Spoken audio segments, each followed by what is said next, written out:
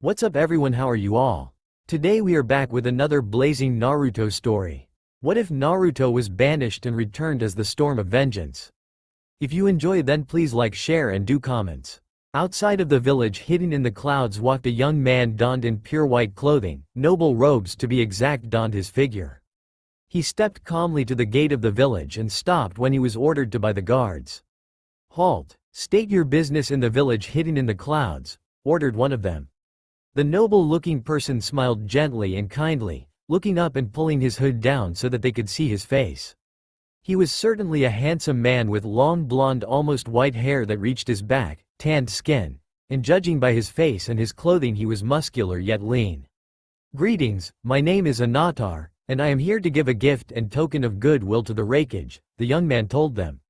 Knowing the name from the many individuals, gifting to lands far and wide, they immediately became welcoming and pleasant. Ah, the Lord of Gifts comes to our doorstep. Please follow me and I will escort you to the Raikage's office. Anatar nodded and followed, smirking when neither looked at him. His plans were working splendidly. He followed behind the cloud shinobi while looking around. Kumo was certainly more militarized than other villages. Yet they certainly had a comfortable setting for those who were not. Anatar watched as he walked into the tower of the Raikage. It had a kanji that symbolized lightning. Anbu warriors were hidden in the shadows or using their own types of ninjutsu to be unseen. Anatar walked on as if he knew not of their presence, though he certainly did, and it only showed by his small smile. Shortly after he was shown the office, where the Raikage was shown curling massive weights, he was without an undershirt to his cage robes. He wore white pants and gold bracers that looked like weights as well on his arms. As for his appearance, he was a rather dark-skinned man that had muscles that were developed to the greatest potential of a human. But even though he was the strongest ninja second only to the Hokage, he was the fastest ninja since the Yondaime Hokage. He was definitely a terrifying opponent, should he be faced on the battlefield. Anatar bowed low. Raikage-sama, thank you so much for allowing a humble man such as myself visit such a busy and powerful man. I do not wish to waste your precious time. The Raikage was immediately taken in by the compliments of the other man. It is nothing, we have been hearing of the Lord of Gifts, granting special gifts to all of the cage of every hidden village. It is an honor to have you in our presence, the Raikage said gruffly though kindly.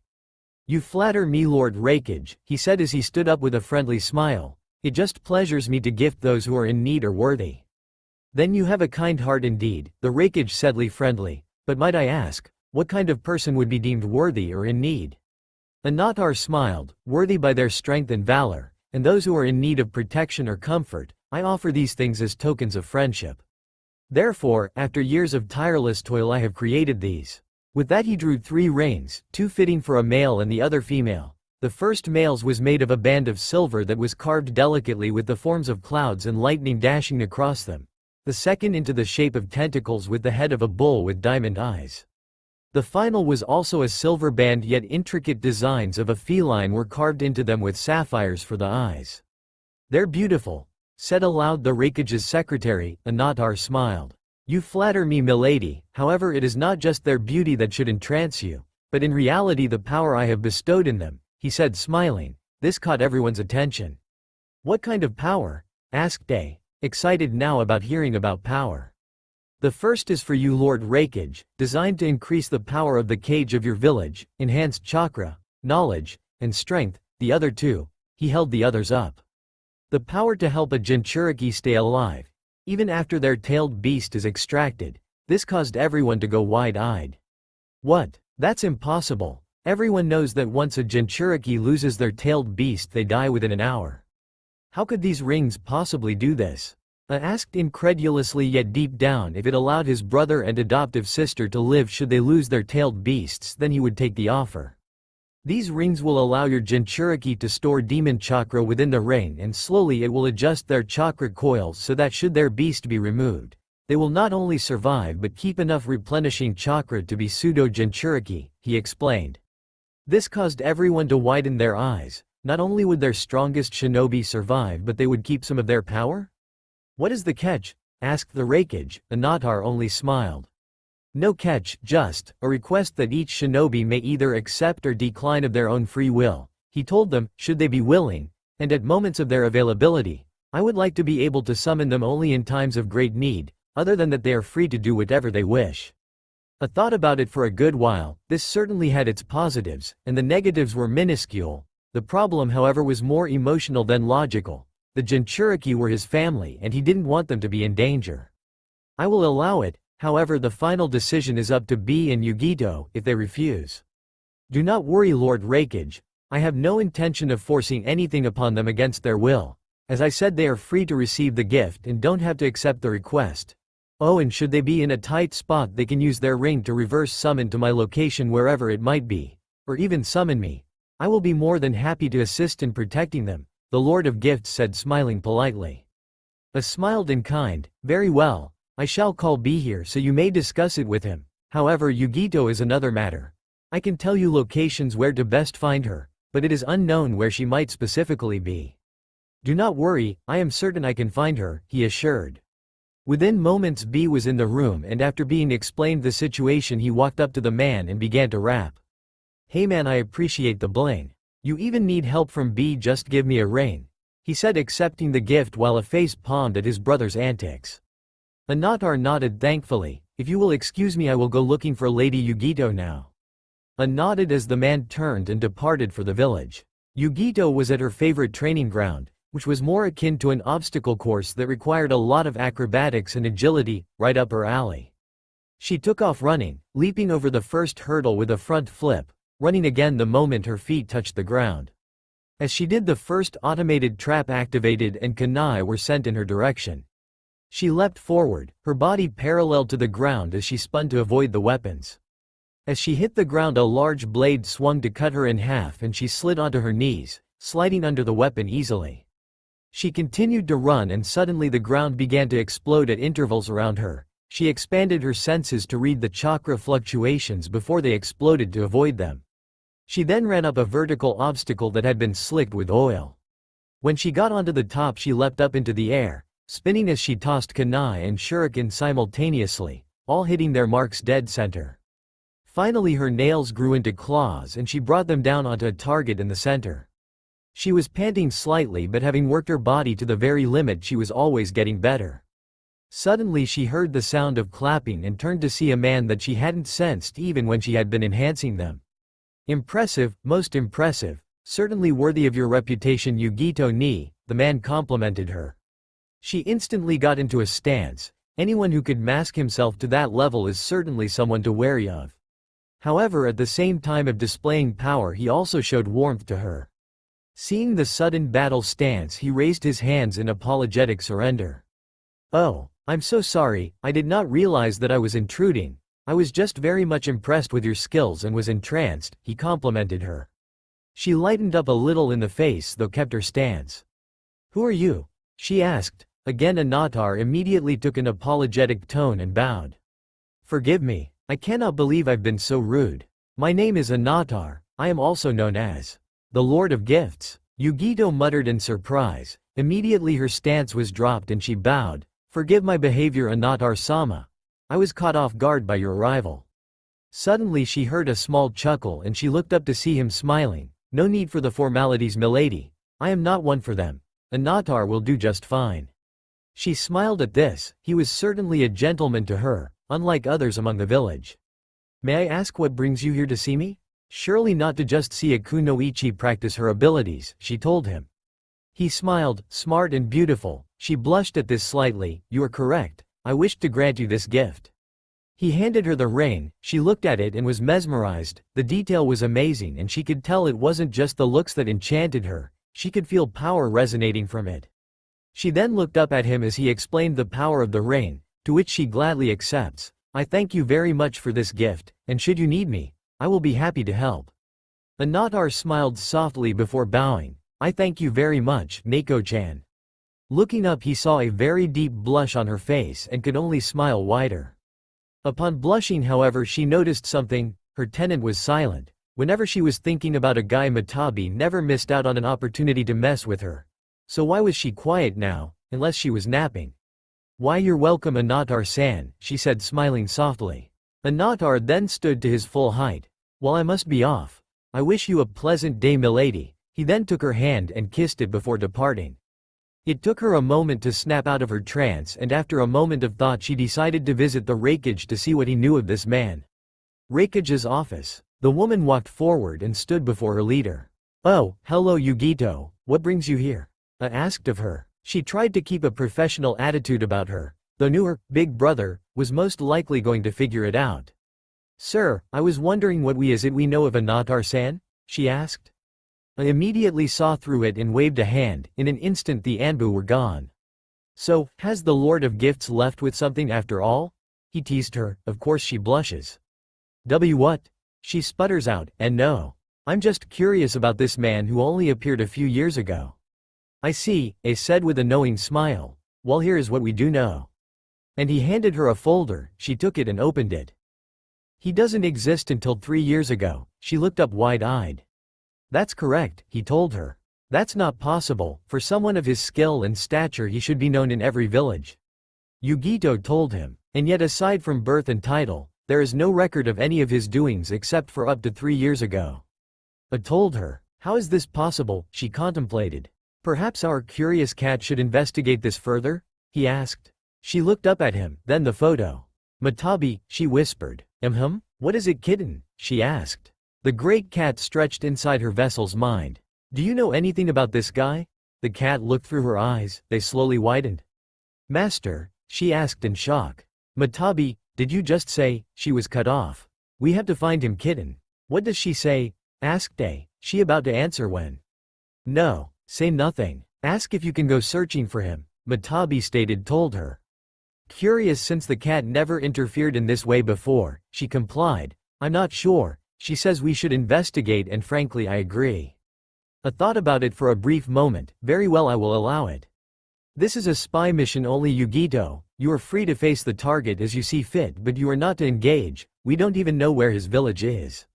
She nodded before disappearing. On the road, Anatar walked along, his hood raised against the downpour. He walked out of the sight of the cloud village before preparing a black portal to only he knew where. Suddenly he paused. His pursuers stiffened, fearing they had been seen, but that faded away when they saw him walk through the portal. Little did Yugito that just before she gave chase, Anatar had a small smirk as he sensed who was following. Anatar was walking the battle-scarred land on the hidden mist. There were so many signs of death and destruction. And the Lord of Gifts could see each and every one, the scent of blood, the tracks that were across the ground, the signs of jutsus and weapons used. He saw each use of destruction and death as if he were standing in the center of the battle himself.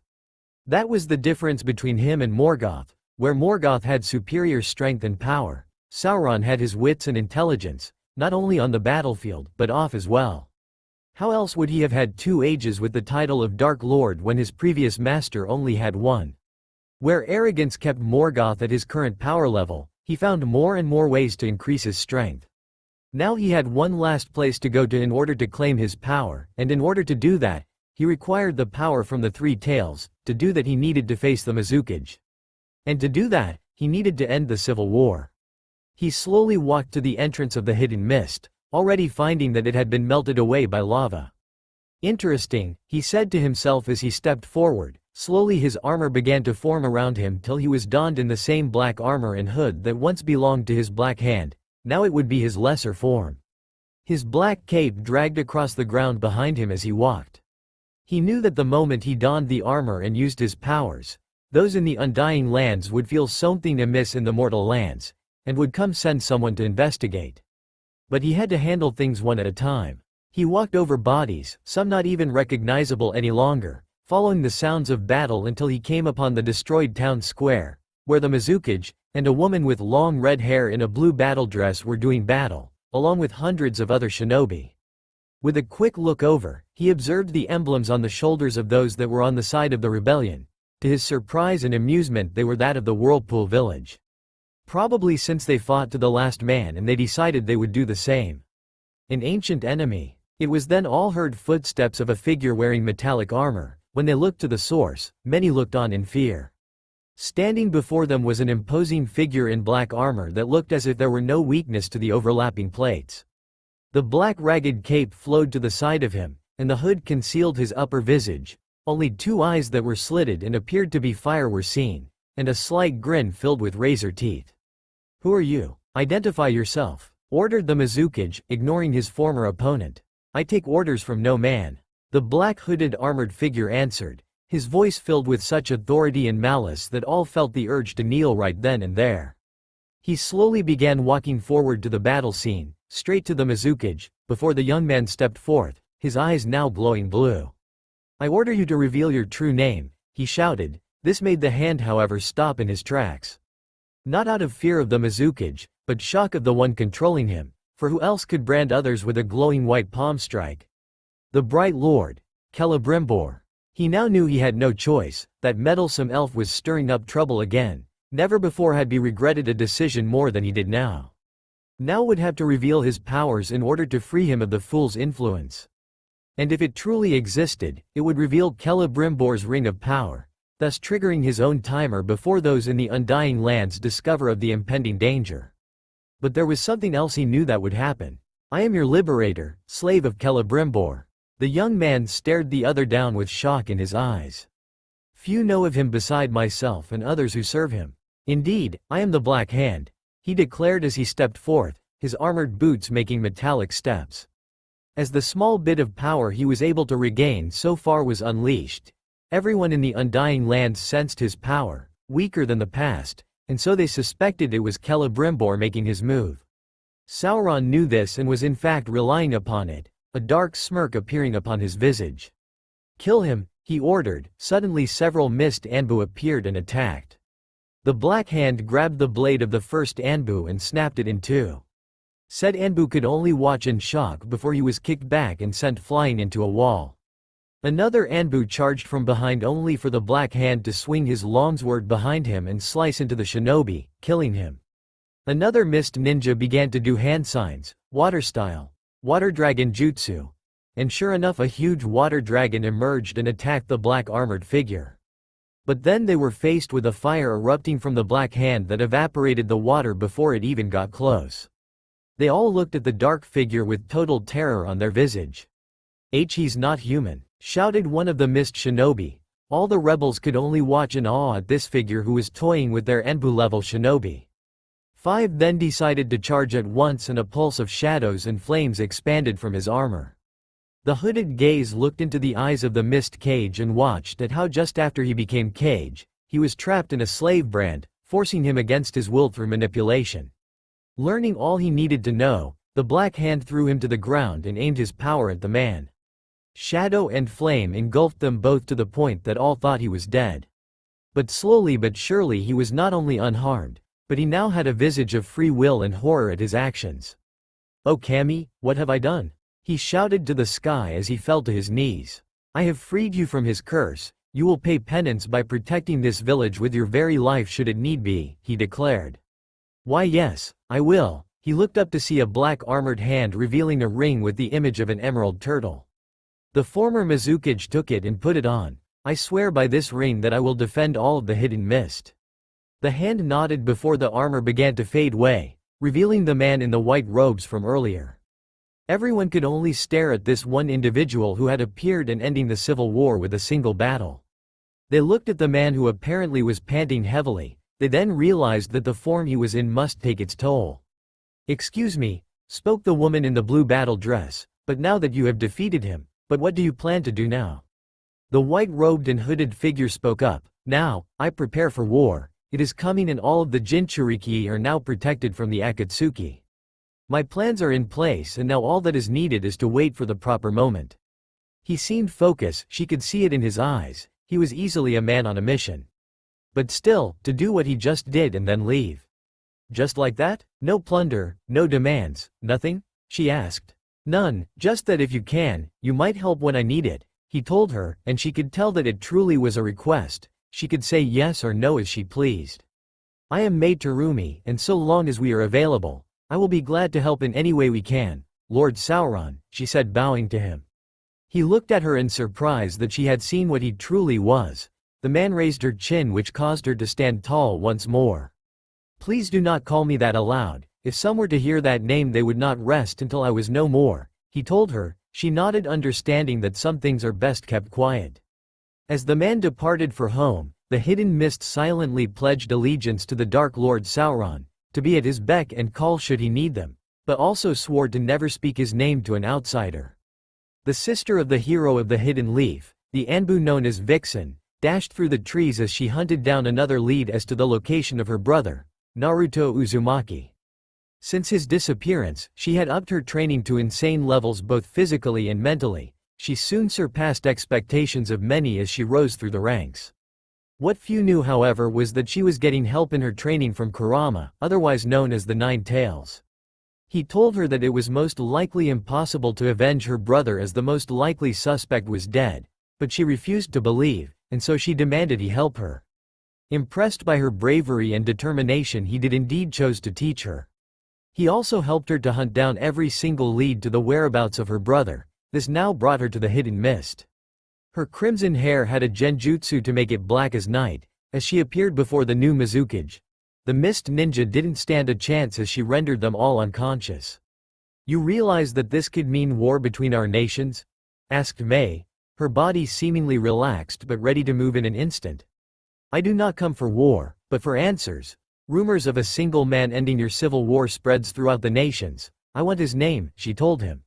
"Why? So you can recruit him? That man has his own agenda. I know not his name," she told the Anbu. Not to recruit him, she took off her mask and her hair became crimson, but to find the one who killed my brother. He has saved many people from war and death, not just our own people but others as well. This being who saved you might know about who killed my brother. Mei's eyes widened. Standing before her was the sister of Naruto Uzumaki. She had heard of the girl's drive to find her beloved brother's murderers. "No wonder you took my shinobi down so easily." The young woman of 15 did not respond to the compliment, only spoke pleadingly, "Please, if there is anything you can give me, I will greatly appreciate it." Mei saw the desperation in the woman's eyes. Shortly after she relented, "I don't know about your brother, but the man was seen heading in the direction of the ruins of Uzugakure." The young woman bowed. "Thank you so much." She turned to leave but heard the Mizukage speak. "I would be wary when you face him. He is not one to be trifled with," she warned her fellow redhead. The teen raised the vixen mask to her face, her hair becoming black as night once more. "Neither am I," she responded, before vanishing. Unknown location. A Natar materialized out of the portal to darkness, showing an exhausted individual before what appeared to be smoke rising from his body before it all materialized and the body he once inhabited fell to the ground as a husk. A wheezing was heard from the shadow as its existence fluttered for a moment before pure willpower brought it back to stability. "I must find a way to take physical form, I and my kin," he said as he watched the restless spirits of the Uzumaki walk around the ruins of their home. Being a spirit himself, he could see and communicate with them. He heard of their stories, their pasts. Men, women, and children alike all walked here as spirits, unable to let go after their untimely deaths one way or another. He now floated along the path to the center of the village. This would be his temporary place of residence until he had the power to raise Mordor from the ocean once more. It was ironic that the land of Uzugakure was the location of the location formerly known as Isengard.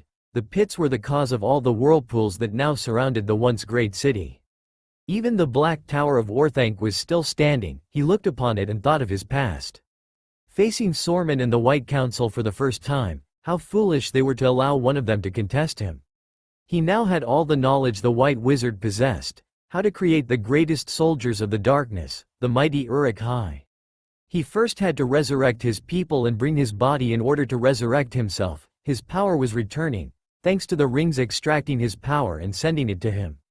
But while his power was returning, it was still drastically low, and apparently Celebrimbor had grown stronger thanks to his ring of power. However, he knew how to at least begin the process. The Edo Tensai Jutsu, the ability to summon the dead. The question now, was he ready to face the truth, see his old home? The people who betrayed him, killed him. The ruins of Uzugakure shook with his rage. Calming his spirit, he settled himself for the challenge to come. As the night came, the sky was filled with the light of the stars. It truly was a beautiful sight to witness. The ninja of Konoha were some of the few who were witnessing this beautiful sight, though their minds were not on the sky. It was on their friend who had died 2 years ago. They remembered that fateful day all too well. Flashback 7 years. In a surprising turn of events, it was actually Naruto that the Akatsuki had come for first. All 9 of them marched upon Konoha in an act of strength. All of Konoha knew they were on their way. Knowing that he had no choice, Naruto at the time was away, but the Akatsuki did not know this, only that the 9 tails originated from there. It was a bloodbath. Pain himself soon wiped out the whole village. The despair filled the survivors. It was then that a cry for a savior rang out. "Naruto, hurry, please, Naruto!" screamed Sakura. And literally in that instant Naruto Uzumaki himself appeared, and upon seeing what happened to his village, he gave the Akatsuki no quarter. The power that Naruto had displayed to the group from the training he had learned from his many teachers was terrifying. He faced all of the Akatsuki without even using the 9 tails chakra. The pure dedication he held to his village was shown as he took them all on. It was shocking to see the demon child risking his life to take one 9S rank ninja. By the time the battle was over, none of the Akatsuki had truly fallen, but they were all severely beaten. Their weapons were strewn across the battlefield, limbs and blood covered the landscape. Shattered masks were there as well. The last to stand was the final pain. It was then that Naruto hit his limit, and the final pain was able to pin him while the rest had been forced to retreat. Just when it seemed all hope was lost, Hinata, Natsumi, and Sakura had appeared and attempted to fight off Pain. However, all 3 of them utilizing his powers to full extent, since he did not need them alive. It was then that Naruto unleashed the 9 tails power and went on a rampage. He snapped out of it at the last moment and defeated him as Naruto. Shortly after his defeat of Pain, everyone resurrected had waited for their hero to return. Kakashi had rushed out to find his student. The others had waited behind to prepare a great welcome home. Some were awaiting him more than others. His friends especially were excited. "How do you think that knucklehead pulled it off?" asked Kiba. "I honestly don't know, but whatever he did is beyond amazing," responded Choji. "All this destruction and not a single casualty." "Hinata, how are you feeling?" asked Sakura of the recently impaled woman. They had been able to save her, but it had been close. "I am fine now, thank you, Sakura," she said, smiling, though she and Sakura both felt something terrible was still going to happen. "That's my big brother for you." They all turned to see Natuto's younger sister Natsumi standing with them. She had fought alongside her brother since both of them had gone to Mount Myoboku to learn the sage arts. Though when she and Hinata had been knocked unconscious, Naruto had gone into a rage and throttled Pain and continued their battle outside the ruins of the village. "He never gives up," she said with pride. She may be a Jinchuriki like her brother, but he had always protected her. None knew of her status but the Hokage herself. She and her brother's friends all waited patiently to see their friend return. Naruto lost despair. However, their celebrations were cut short when Natsumi's eyes widened in pain and shock. She dropped to a knee as she gripped her gut. Her friends all looked at her with worry and ran to check on her. "Natsumi, are you okay? What's WR?" Sakura lost her words when she saw the look of pure horror on her face. "Hinata, Neji, use your Byakugan, look for Naruto please," she said beggingly. Without question they did so, and what they saw made their blood run cold. "No, Naruto-kun," Hinata screamed, running to the tree line. Natsumi ran after her with the same thoughts in mind. "Lady Hinata." Neji ran after her. The others did so out of concern from Hinata's outburst, but they didn't have to wait long. Out from under the trees emerged Kakashi, his head low, and in his arms was a body covered in a white tarp, though it was drenched in blood, particularly along the neckline. When he saw them running to him, he dropped to a knee and lowered the body to the ground. "PP please, dear Kami no," muttered Hinata. She slowly unwrapped the tarp to see Naruto's body covered in blood. His eyes were opened in shock and betrayal, tears mingled with the blood. Whatever had caused his death was neither from battle nor from someone unknown to him. The look in his eyes would haunt them for the next 7 years. The eyes of one betrayed by those he trusted the most. "No!" screamed Sakura. She dropped to Naruto's side, trying to examine and maybe heal him. But the moment she tried, his head rolled to the side, away from his body. Many of Konoha had 12 wretched at seeing this sight. To see Naruto so battered and bloody, not to mention dead, was unbelievable. And they had heard from Ino and Shikamaru's fathers that he was a little bruised, but not anywhere near the state he was in now. "Did Pain do this?" asked Natsumi of Kakashi. He shook his head. "No, I watched Konan leave with his bodies," he began, The next thing I knew I was knocked out, and when I came to I heard the sounds of battle. When I got there, I found him, like this. Everyone could only wonder, if not Pain, and not the Akatsuki, then who? End flashback. It was with this that everyone's lives drastically changed. Every single member of the Konoha 12 joined the Anbu Black Ops in order to become as strong as they possibly could. Their minds and bodies were pushed to their very limits. Some of their personalities changed. Two examples would be Hinata and Natsumi, both of whom were once kind and gentle. But upon Naruto's death, they saw it as proof of their weakness, and so they became battle-hardened. They became more outgoing but also more aggressive. Sakura couldn't help but picture the Hinata from the illusionary world. Because now that's exactly what the both of them were. That was a frightening experience itself. When she and Natsumi had been sent there, they had been forced to fight the alternate realities version of Naruto. It became a traumatizing experience seeing the man who had saved their lives now trying to kill them. Currently they were off duty, but had chosen to rest atop the Hokage monument, where their friend once had. Natsumi was the only one unaccounted for as she was on a solo mission. The remaining 10 were all thinking about the times the blonde idiot had impacted their lives. Be it humility, choosing one's own destiny, or just being something to aim for, he had been an impact on their lives. However, their break was cut short when the alarms went off in the Hokage's office. The group all rushed in to see something. Before them was a mass of shadow that it seemed no light could pierce through. It was within the Hokage's vault, and now everything in there was gone. At first they thought the shadow was merely an after effect of the thief, but then the shadow turned to them. It took the form of a tall human but shrouded a black mist that seemed to roll of him, hiding all detail. "Ah, the infamous Anbu of the Hidden Leaf," a demonic voice spoke. This sent a shiver down their spine that not even the 9 tails could inspire. "And here I thought I would have more time, no matter, I have what I came for." "Kai!" the Anbu all shouted, thinking it a genjutsu. When nothing happened, they were confused but not off guard. "Who are you?"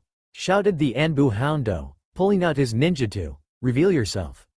"Oh, if only it were that easy, Mutt, but don't worry, you'll see me soon enough." The shadow blasted them back with powerful force.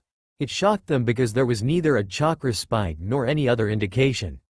Kyuubi released Ost. A snarl was heard in each of their mind as the image of a flaming lidless eye staring into their very souls. As they were caught off guard, shadowy tendrils smashed against each of them and they were embedded into the walls. By the time they cleared their heads, the shadow had already flown out into the night. "Follow it," screamed Falcon. With that the group chased after the shadow, or at least to the edge of the village. There they saw something that made their blood freeze and then boil. Someone, without anyone ever noticing, had decapitated the head of the statue, as if reminding the village how their hero fell. Gashes and slashes covered the figure as if it were how they found the real body 2 years ago. "Whoever did this is going to pay," shouted Dove. "We'll find them, Dove," Slug assured her fellow Anbu, "but we need to find out what happened here first." However, they didn't notice the shadow had not left yet till they departed. It had witnessed their reaction and admittedly was puzzled, but not enough to curb its wrath. Back at Uzugakure ruins, Batman begins Ost Barbastilla. When Sauron returned to the ruins, he felt a familiar signature, and for the first time in a long time he felt his heart lighten, but then he remembered what his killers had told him would be her fate. Deciding to keep his illusions and genjutsu, he watched her as she traveled the ruins. She brushed a hand across the walls and pillars of her ancestral home, imagining her people doing their daily duties. Children running past her, ninja running across rooftops on their way to complete a mission. A tear slid down her face as she thought of how the great village had fallen in the Third Great Ninja War. From what she could discover, for every ninja that fell from Uzu, 20 fell from their killers. To be from such incredible warriors, she could understand why her brother had accomplished all he had before his untimely end by cowards who waited for his chakra and body to become exhausted. "Brother, are you watching?" she asked. Little did she know the truth. This was our ancestral home. Some of the greatest warriors lived here. It fills me with pride. Eventually she reached the center of the ruins, where a structure that had her in awe, a great tower, as black as night and taller than anything she had seen in her life.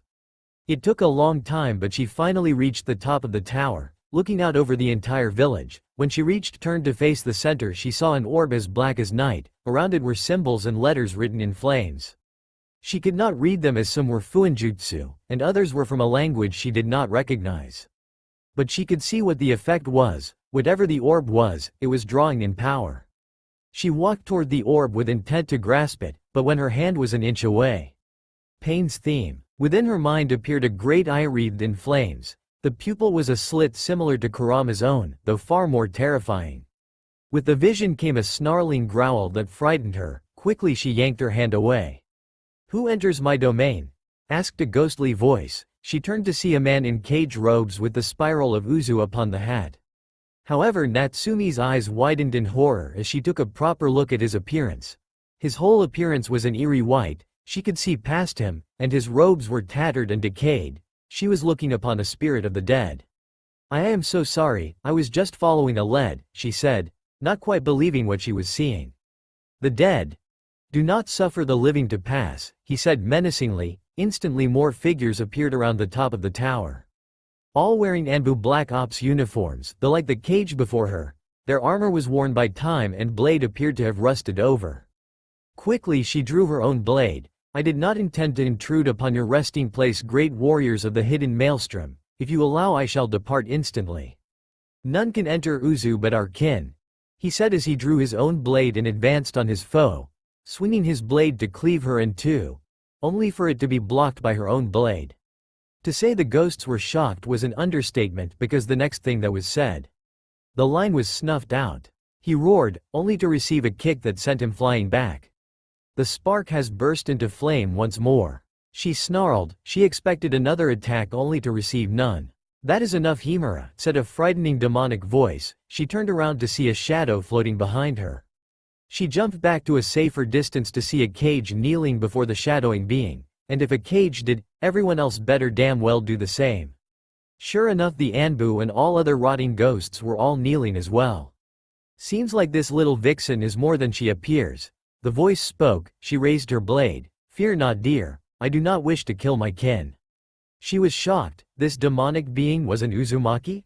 "Correct, dear. I am indeed one of your blood, closer than you might think in fact," he told her. She lowered the blade slightly, though she certainly didn't let her guard down. "Who are you?" asked Vixen. "My name is long gone, forgotten over the years, but allow me to introduce me with my new name. I am Sauron." Something about that name demanded respect as well as fear. She looked at the shadow with question. "What are you?" "That is a very long story that I do not have time today," she growled at that. "However, I can gladly answer your real question." Her eyes widened. Had it really been that easy? "Who killed my brother?" she asked. "Please, it is what I have been looking for the last 2 years. The greatest of the 9 knows of what transpired. Speak to him. I know that since your brother's fall you have not spoken to the demon," Sauron told her. "Isn't that right, Kurama?" With that she somehow found herself outside Konoha after a flash of fire. Her eyes widened as she was forcefully pulled into her mindscape. She turned to see the cage and it certainly frightened her. The beast was now 3 times as tall, a vicious grin upon his face. "Somebody certainly got bigger," she quipped, trying to keep a brave face. "Brave? Even in the face of my prime you still are just as brave, just like your parents, and your brother," Kurama responded. She was indeed frightened, but she was far more interested in finding the truth. "Who killed my brother? I know you have both halves back and that means you have your memories with him as well.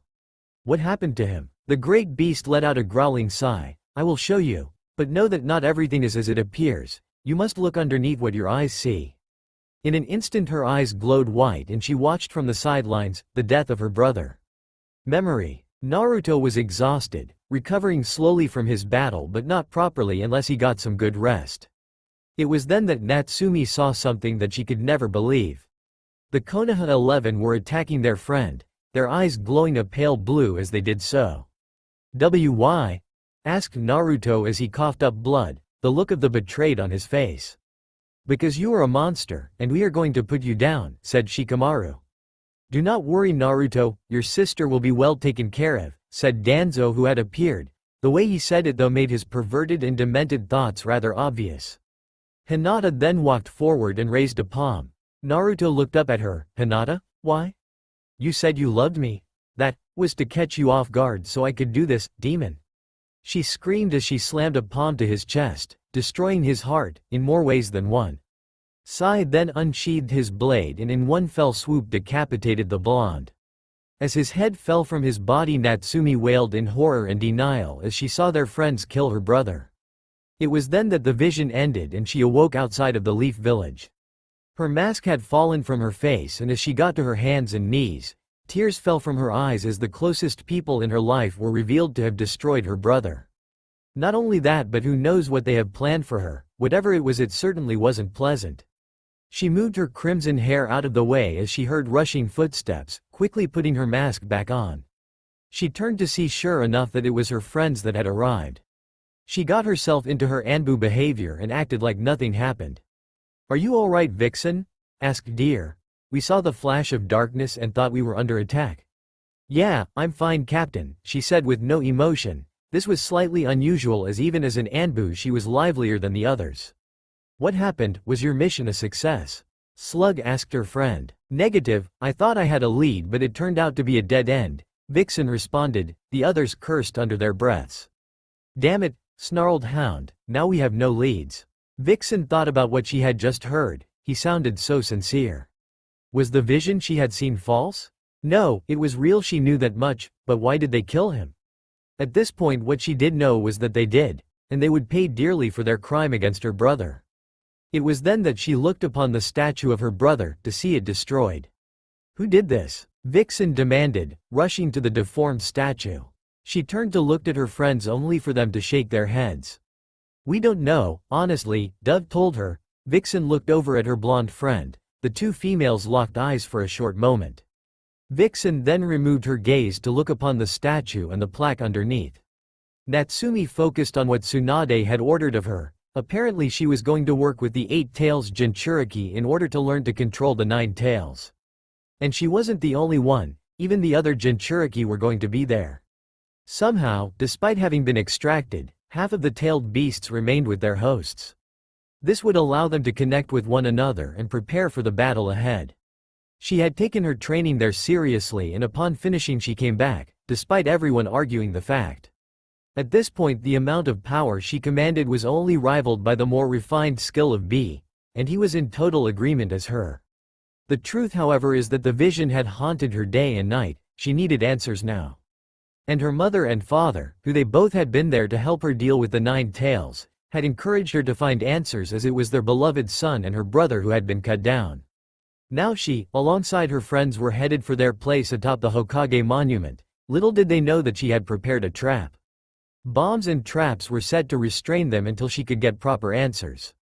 Sure enough, when they got up there, boom, run, we're under attack. Sakura had actually thrown her to safety. She hit the ground and looked on with abject horror as they were all restrained, sometimes painfully, such as in Hinata and Sai's cases, by the traps that sprang to life. When the deed had been done, not even Sakura's enhanced strength could break out, as the seals and materials used were chakra draining. When everyone looked at her, they saw the horrified look shift to one of a cold-blooded killer. "Pain's theme. Now that I have your attention," she said coldly. Her friends looked up to see absolute shock and horror on their faces. "Natsumi, what the hell is going on?" barked Kiba. The others were with the same mindset. "Oh, don't worry, you'll be released if you answer properly," Natsumi said. Her eyes were crimson and slitted. "Those eyes," Sakura uttered in shock. "You're a Jinchuriki?" The others' eyes widened in further shock, before looking at their captor. "Indeed I am. I held half of the 9 Tails, just like my brother, who you murdered." She snarled. To hear such an accusation from their friend, the sister of their hero, it was heartbreaking. "Why, you think we could kill Naruto?" asked Ino, her face showing her disbelief. "I am the one asking questions. Now, the 9 Tails is now fully powered within me, and he showed me the memory of his other half from Naruto. It showed all of you, beating Naruto down within an inch of his life, before telling him y'all were going to use me, then you cut off his head." She roared. Her fangs were now elongated, her nails now claws. "She looks like a beautiful, yet frightening demoness, and they couldn't help but be afraid." "How dare you!" screamed Hinata. This actually caught Natsumi off guard. She had watched Hinata change, just like herself, but now she was showing her own rage. "How dare you accuse us, me, of harming the one man I ever loved?" Hinata continued to scream. "I would never lay a hand on him to harm him. I fought and nearly died to protect him from pain. Why would I ever put myself in his way if I didn't love your brother?" Then how did you explain what I saw?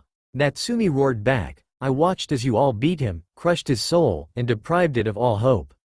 It was you who shoved your palm into his chest and destroyed his heart after calling him a demon. Natus mi, roared the great beast from within her mind. Her eyes glazed over as she was pulled into her mindscape.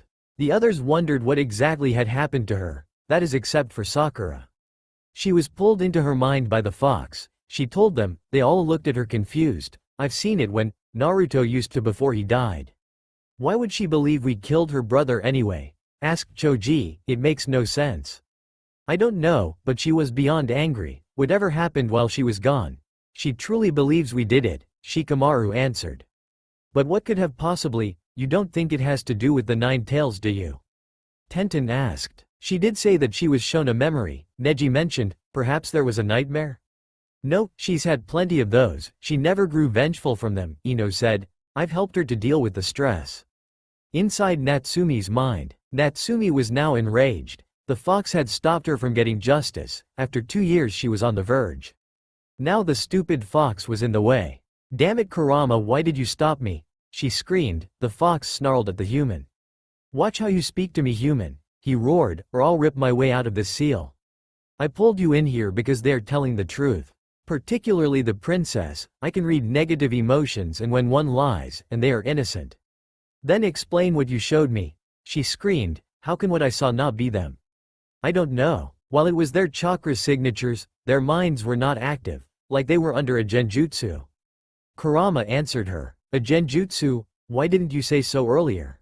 She screamed. I would have had I known you would not be able to control yourself. You were on the verge of killing them. He roared back, his tail swishing around angrily. What are you getting at? Danzo controlled them somehow? Natsumi asked. The great fox shook his head. No, even he was not in his right mind. An outside source was affecting him. He answered. I'm saying that at the very least they do not know they did it, therefore are not responsible.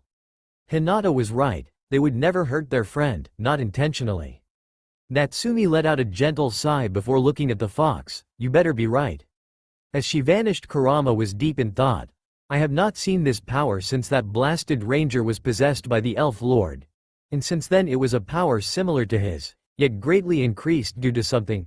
Madara Uchiha had a mind-penetrating power so similar to Master it was discomforting, probably why I hate the Uchiha so much.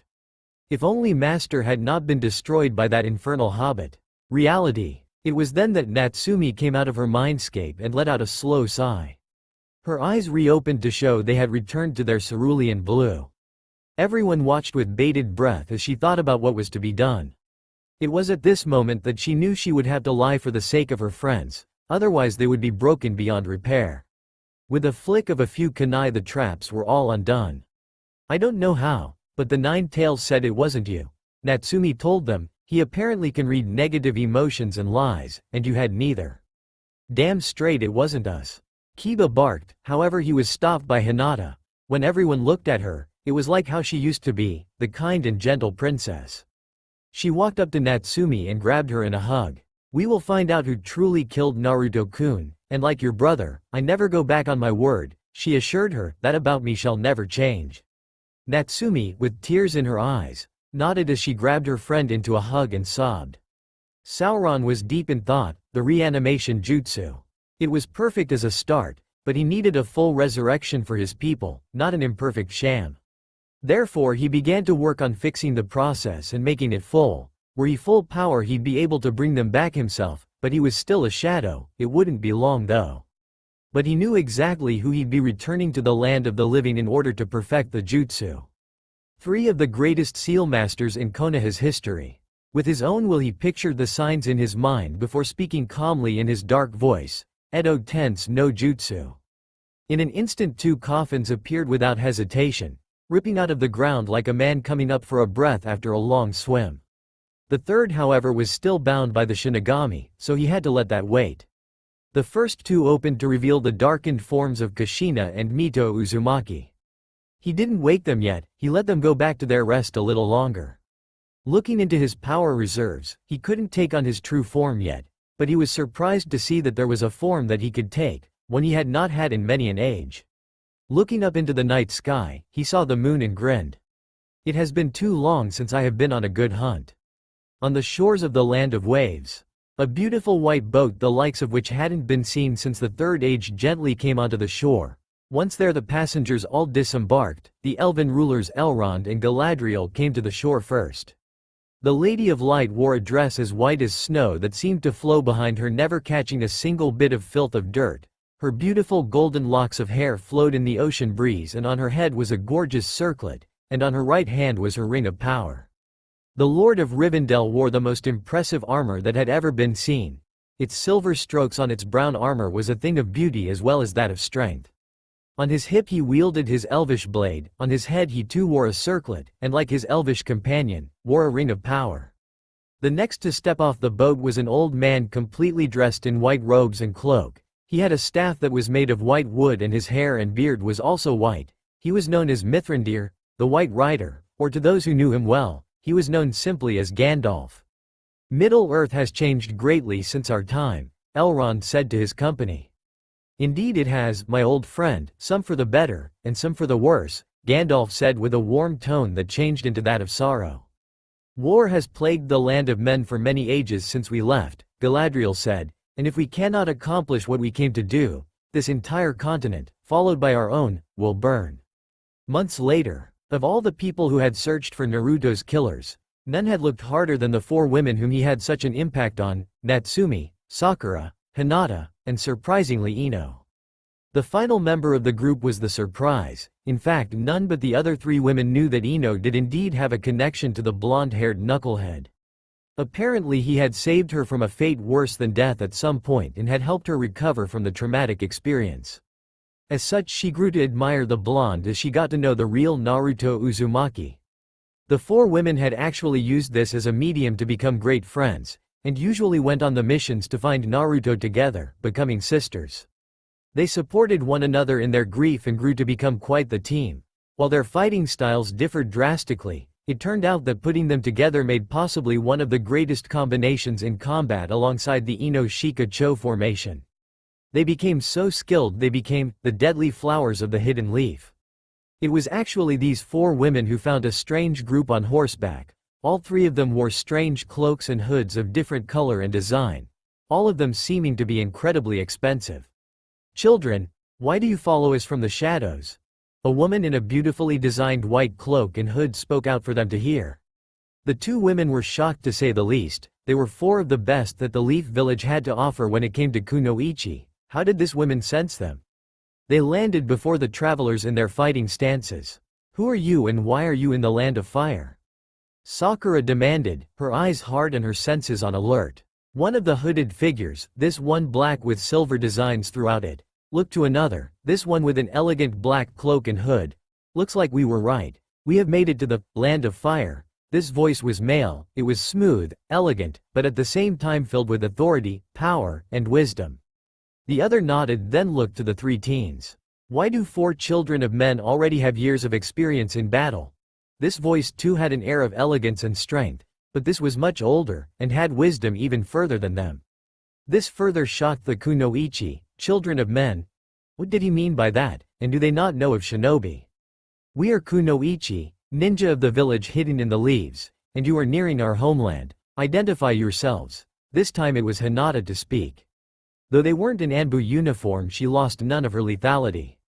It was then the one leading the company lowered his white hood, revealing an old white-haired and bearded man. "I am sorry if we are intruding, my dear ladies. My name is Gandalf. These are my two companions. We actually are trying to get to your village, but we are unfamiliar with this land and have been attempting to make our way there," Gandalf explained to the four young women. The name sounded so familiar. Where had they heard that name before? "Are you seeking our village's help in a matter, Gandalf-san?" Natsumi asked politely, though not letting her guard down quite yet.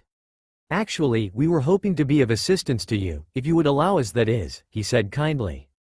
This confused the kunoichi, but they nevertheless lowered their guard. "We would have to take you to the Hokage, our village leader, for that decision to be made, though if what you say is true then I doubt she would turn you down." Sakura answered them, "Please allow us to guide you there." "I do thank you for your courteousness, my fair ladies." The old man smiled kindly, and, unlike another old white-haired man, held no lustful look in his eyes. more like those of a kind and loving grandfather. Needless to say, this helped the four women to lighten up and even smile as they escorted the company, explaining and teaching them about their culture and society, without giving too much information, of course. Midday the next day, by the time they had reached the walls of Konoha, the travelers were all too grateful to be at their destination. Apparently it had been a long time since they had been in a comfortable bed, and the four kunoichi could relate. They had actually been heading home from a mission. When asked as to what it might be, all they said was, looking for the one who killed their friend, though they all knew who the pink cat was referring to. Revenge only leads to destruction, but justice is necessary. I'm certain your friend is looking from above and he is watching over you. The one who was known as Elrond spoke to the two girls kindly. The girls did not remember speaking of which their friend was, but decided to keep that to themselves. And where had they heard that name before? He too had a familiar name, but where had they heard it from? They couldn't figure that out. On their way to the Hokage Tower, they met the other teams reporting back from missions who decided to tag along since they needed to report to the Hokage anyway. When they finally reached the Hokage's office and stood before Shizune, Tsunade's first apprentice, she looked up and smiled. Sakura, Hinata, Ino, Natsumi, how are you? Any luck? She looked up at them hopefully, only to see their downcast faces. Oh, I see. Well, wait, who are they? Shizune said, noticing the large group of people, including the four children. They wish to speak to the Hokage about helping our village somehow. We agreed to at least bring them here, Sakura answered. Oh, well, she'll at least appreciate a break from paperwork. Go on in, Shizune said, standing up and opening the door. Past the door was a large room with seating for many and two desks. One to the side was paperwork and the second which was set directly on the other side of the room from the door. It was in the paperwork desk the top of a blonde head could be seen. Excuse me, Lady Tsunade? Shizune called out. The Hokage stuck her head up over the paperwork. Yes, Shizune. What is it? She asked in an exhausted tone. I have some people who wish to speak to you, she told her, allowing the people to pass. Ah, welcome to the Leaf Village, the Hokage said in a welcoming yet businesslike manner. What can I do for you? She asked politely. Gandalf smiled. I thank you for your welcome, fair lady, he said. It is actually we who wish to be of service to you. My name is Gandalf the White, also known as Mithrandir. And these are my companions, Lord Elrond, the Lady Galadriel. Both removed their hoods respectively. Upon seeing the woman of the company, all the men in the room, Shino included, had to grab their noses fiercely so as to not be blown back by a nosebleed. The woman was absolutely gorgeous, and she had an almost angelic air about her. If you don't mind me saying, Tsunade began, you all have strange names compared to our land, but at the same time they sound so. Her eyes widened before muttering, impossible. Lady Tsunade, what's wrong? Shizune asked, concerned. The other shinobi in the room were puzzled as well, but the heroes of old all had smiles on their faces. Shizune, when you were a child, do you remember the stories I used to tell you? The legends of old? Tsunade asked. Shizune nodded. Yes, the tales of the first, second, and third ages, the tales of Sauron and the One Ring. It was her turn for her eyes to widen. The others were still not getting it. Yeah, we have all heard the stories, our families all told us. What's your point? Ino asked. Indeed, the War of the Ring truly was a youthful story. The story of how a small being known as a hobbit destroyed the One Ring, ending the Dark Lord Sauron. Lee shouted out with his normal gusto. So what is your point? I don't see how some fairy tale has you all worked up over Lady Hokage, Kiba said cluelessly. Use your head, Kiba, she snapped. What were the names of the White Council? She barked out.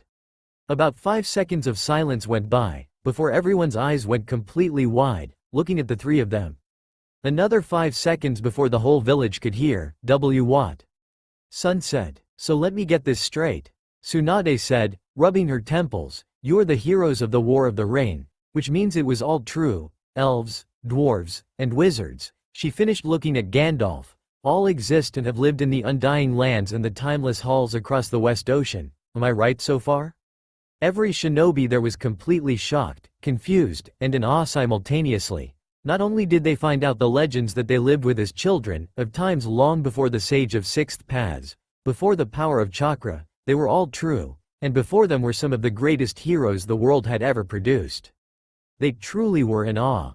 You are correct, Lady Tsunade. All we have said is true, and I'm certain that we don't need to create further proof, am I correct? Elrond said politely. Tsunade nodded. It was then Gandalf who spoke up, his grandfatherly stance gone and not that of one with a dire situation on his hands.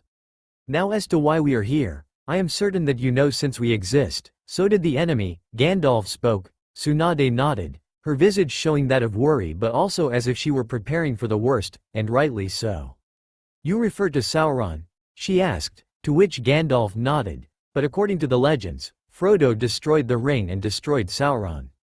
Furthermore, all his generals and lieutenants were slain as well. At this Elrond spoke up. It is true that the enemy was destroyed, however, Aragorn had the wisdom to ask me if we perhaps missed anything or anyone. The result was truly terrifying. At this point everyone was at the edge of their seats, partially in anticipation, partially in fear. Do you remember the name Celebrimbor? The group all thought for a moment before Sakura, who was always the best at remembering information. Wasn't he the master smith who created the Rings of Power? She asked. Elrond nodded. Indeed, it was certainly a historic moment, and not for good. He, and all of us were fooled by the Dark Lord's disguised form into creating them in order to have strength and willpower to govern, he told them. But he deceived us, using the knowledge he learned in the skills of all smith masters of every race and creed, and used them to make a master ring, making him the Lord of the Rings, he told them. But he was destroyed, wasn't he? Hinata asked. The group held their breath in fear that they might be wrong. Indeed he was, Gandalf said, noticing the relieved looks across their faces, but the wraith that was Celebrimbor survived, and in the short time that he was in contact with the One, he became corrupted and foul.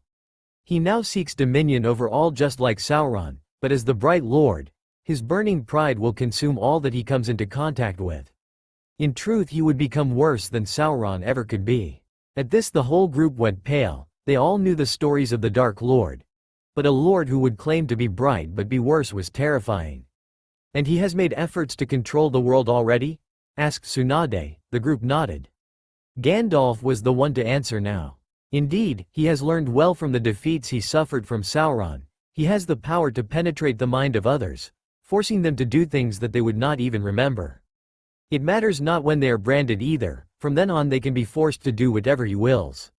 In some cases it is by twisting their minds, but there are other moments that he can force one to kill their own friend, and they won't ever remember it. In an instant everything made sense to Natsumi, her eyes wide with terror. She looked at the back of her friends as the revelation slammed down upon her like a mountain. Her mind was in terrible conflict when she suddenly heard a foreign voice in her mind, calm and gentle. It came from the elf queen Galadriel. "Ease your mind, child, I can sense much turmoil in your mind," she said calmly to the younger woman. Natsumi's eyes shot in the direction of the woman who continued to say soothing things, with her mind. "Whatever torments you has been long on your mind. Let your mind be at ease for now. I will help you when we can speak in private later." There was something, she didn't know why, but she trusted her. Celebrimbor spent much time around Sauron when he was disguised as a Natar. The two of them worked well together and got along until Celebrimbor betrayed him and gave the 3 rings to the elves, Elrond said. However, the group paled as they heard the name Anatar. "Impossible," muttered Tsunade, her eyes wide with fear, but before any could respond they all heard several things: a loud howl, followed by loud crashing sounds which were then followed by several screams. The whole group ran outside, wondering why they had heard a wolf's howl. Wolves were never a problem in Konoha, right? Akatsuki theme. Sure enough, however, it was like a plague had struck. A huge pack of wolves were rushing through the village, attacking and tearing things apart. Ninja were just now appearing to combat the unexplained wolf pack. The thing that had them concerned, however, was that these wolves were huge, larger than any they had seen. A few wolves were cut down, but the beasts worked as a team to take down several of their opponents.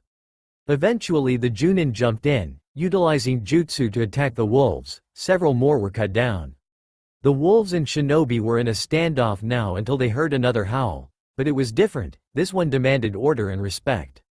The wolves' ears all twitched, then slowly they backed up and moved out of the way. Seeing this monstrosity made the shinobi pale. The others' wolves were huge, but this one was enormous. Easily the size of a horse, this beast's coat was as black as the darkest night, glistening against the full moon. Its eyes were a bloody crimson red and they seemed to glow. These eyes showed utmost hatred and loathing, promising death to any who dared to challenge him. Akamaru, upon seeing this wolf, immediately dropped to its belly, whining uncontrollably. Kiba himself was having a hard time. His whole body, having been trained to have the senses of an animal, they were now telling him to kneel before this monstrosity before him. The others could see that he was struggling, the sweat that was coming off of him, the fact that his muscles were shaking, and the fear that was in his eyes. Even his mother, who was there, was handling herself slightly better. "Natsumi, stay out of his way." Kurama spoke up, fear evident in his voice. She grew very concerned at this. "Kurama, the nine-tailed beast, was afraid?" "Kiba-kun, what's wrong?" Hinata asked in concern. He could barely speak, but he managed.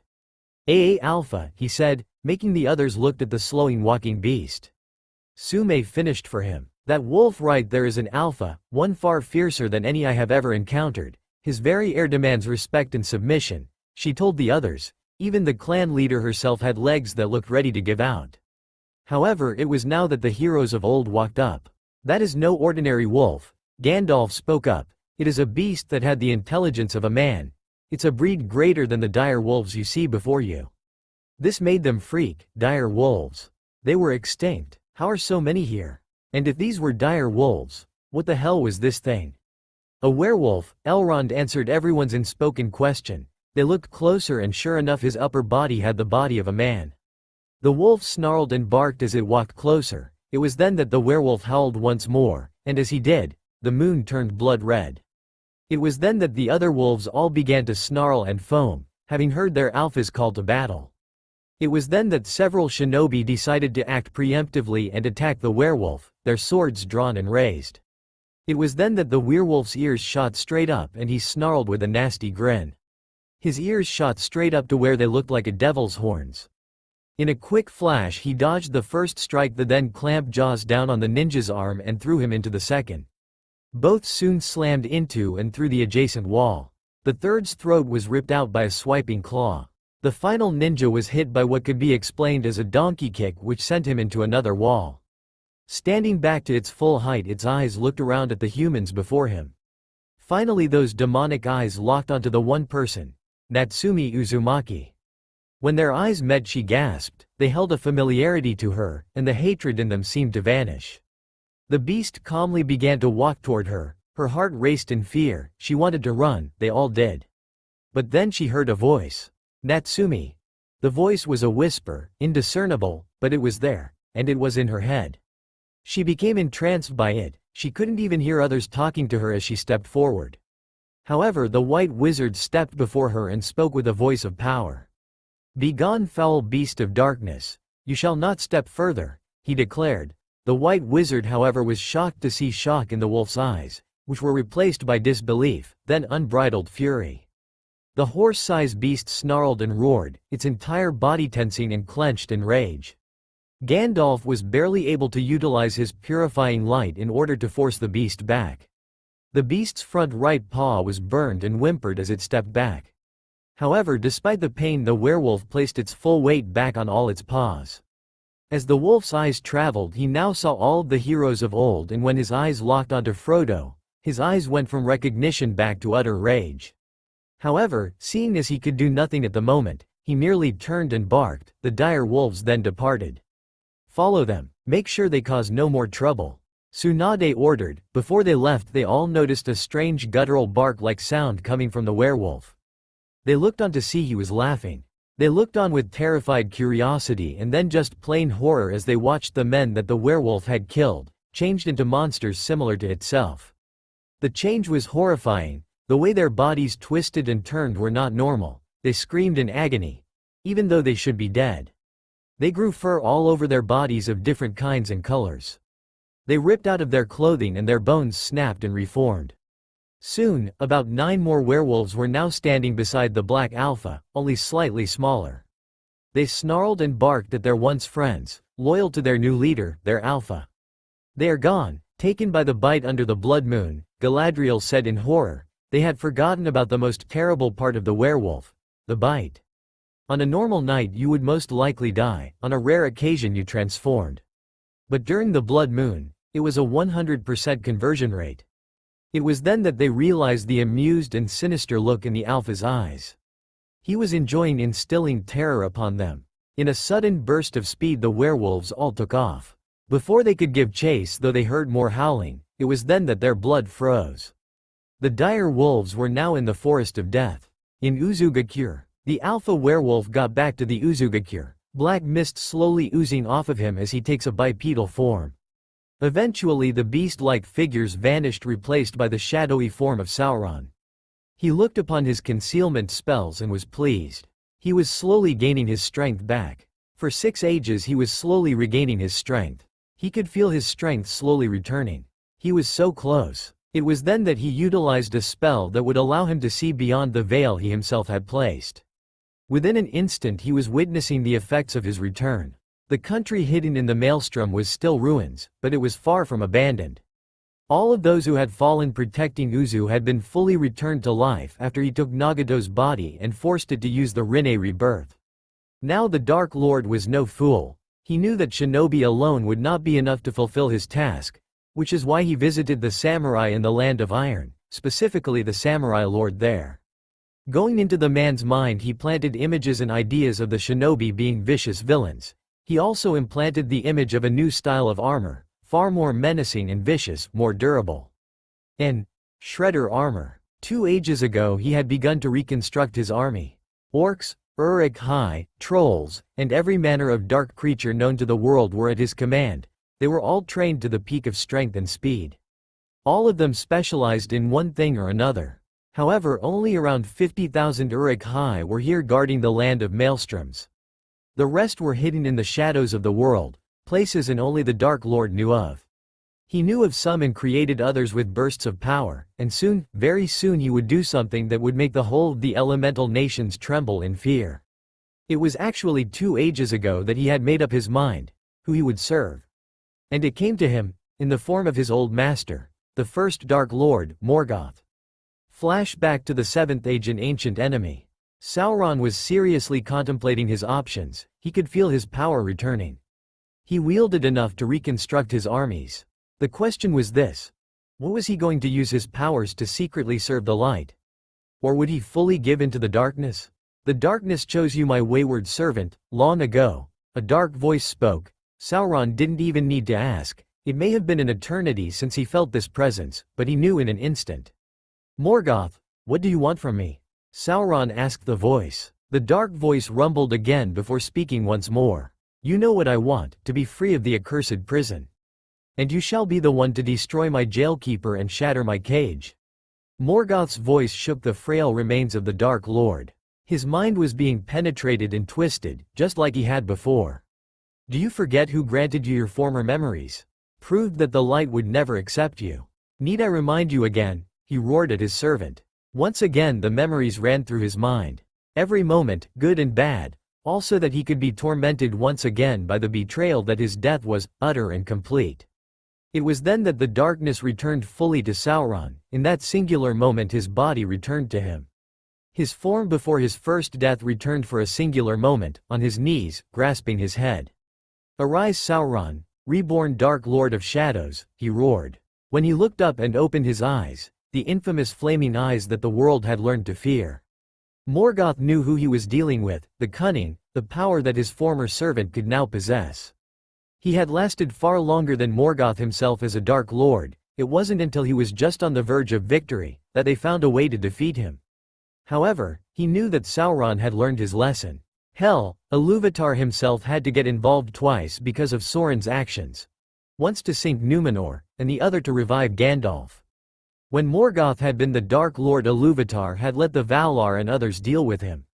In truth he was impressed as well as enraged, that he wasn't seen as such a threat. Impressed though by Sauron's determination, skill, and cunning. What is thy bidding, my master? Sauron said, returning to his shadowy form. Create your armies, break down my cage, and let me take my revenge on this world. Morgoth shouted. And so Sauron's destiny was set, not by his own choice, but by the one who had once before dominated his mind like he had in the past. By triggering his rage at his betrayal. Immediately Sauron stood and began his work for one purpose, dominion of all living things. Tsunade and the others were all greatly disturbed. An ancient beast that had apparently not been seen since the Second Age had returned. Not only that, but it had dispatched of the ninja who attacked it so quickly. And on top of that, said ninja were transformed into werewolves themselves. And of course the worst news was that the dire wolves had all but vanished into the forest of death. It was unknown where they were, but apparently they were the new top of the food chain in the forest of death. When shinobi were sent in to find them, they would see the aftermath of their presence. Even the giant bears and tigers were no match for the ferocity and teamwork of the pack. Though there were no signs of the wolves themselves, the only proof of their existence was the howling that could be heard at night. But that was not the worst of what Tsunade had put together. She, Jiraiya, and the White Council had privately gathered in her office to put together what she knew. Lady Tsunade, Gandalf spoke first, his voice once again speaking like a gentle and wise grandfather. What troubles you? He was also taking her seriously. He could see in her eyes that much dread was not only in hers, but Jiraiya's face as well. You mentioned that Soren's name while disguised was Anatar? Tsunade asked the council, all of whom nodded. Indeed, the Lord of Gifts was his title, and with it he tricked the world into making the Rings of Power. After the deception he created the One Ring, a master ring which dominated all others, Elrond answered. Tell me more about Sauron. He sounds like an indomitable foe, not just in power but in mind as well, Tsunade stated as if it were a fact. The three held downtrodden looks, none more so than Gandalf himself. We have lived for a long time, Elrond began. All of us were alive when Sauron was at the peak of his power. Gandalf himself was one of 5 that had been sent to Middle-earth with the sole purpose of combating the Dark Lord. He had actually known Sauron when he had first been known as Myron, his name meaning, the Admirable One. This caused Tsunade and Jiraiya to question what they had heard so far, the Admirable One? Jiraiya reiterated, I find that hard to believe with all the stories we have heard.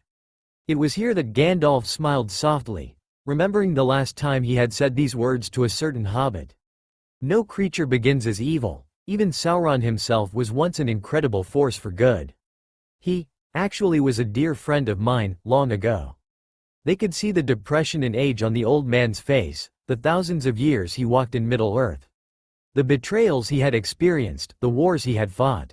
It was then that he began his tale. He had been an individual all Maiar and below strived to be.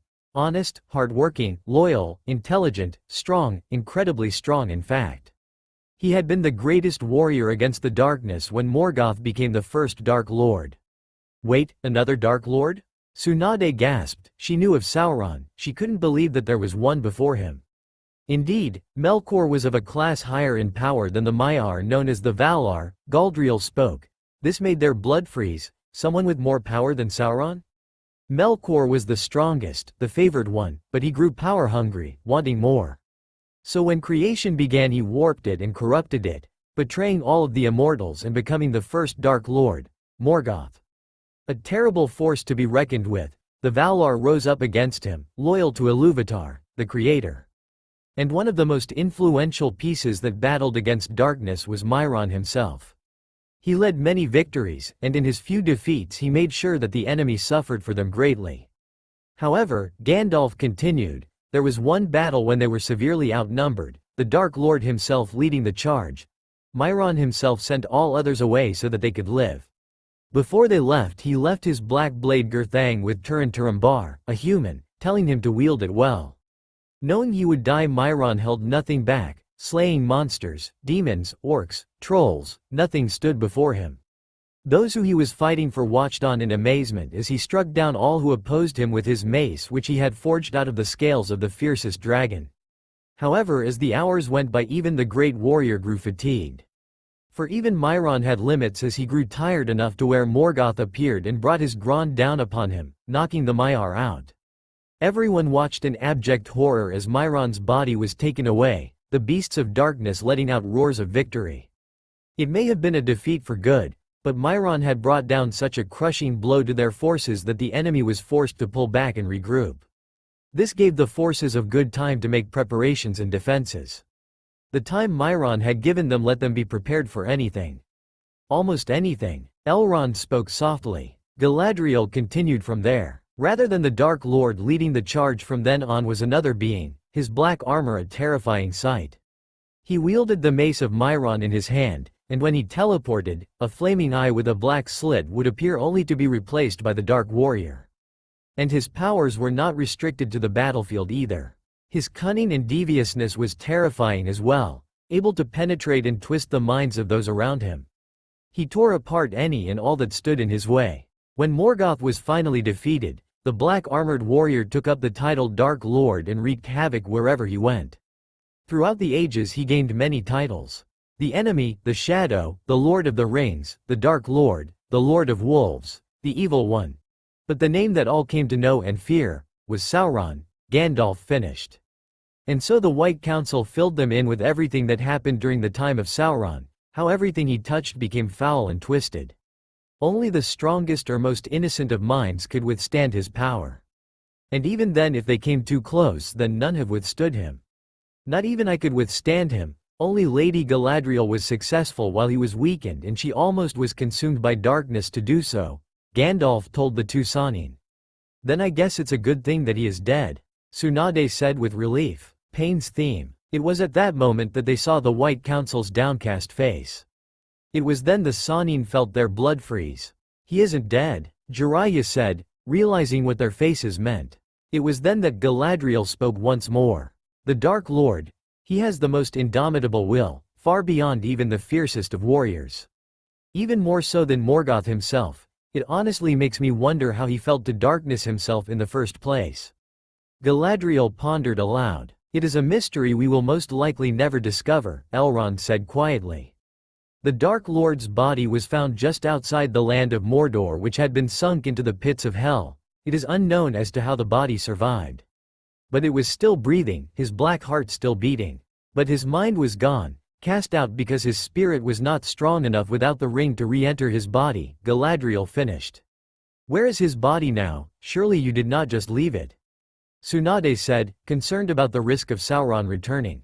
Gandalf shook his head. No indeed, good lady, he began. Using our magic we made a cage and placed his body in there under the protection of every curse and spell, both light and dark, that each of us knew. All three of us even used our own rings of power to the point of exhausting its power in order to seal his tomb for eternity. The only way to open is impossible. The Dark Lord's bloodline is required to complete the ritual. However, even then his taint was seen.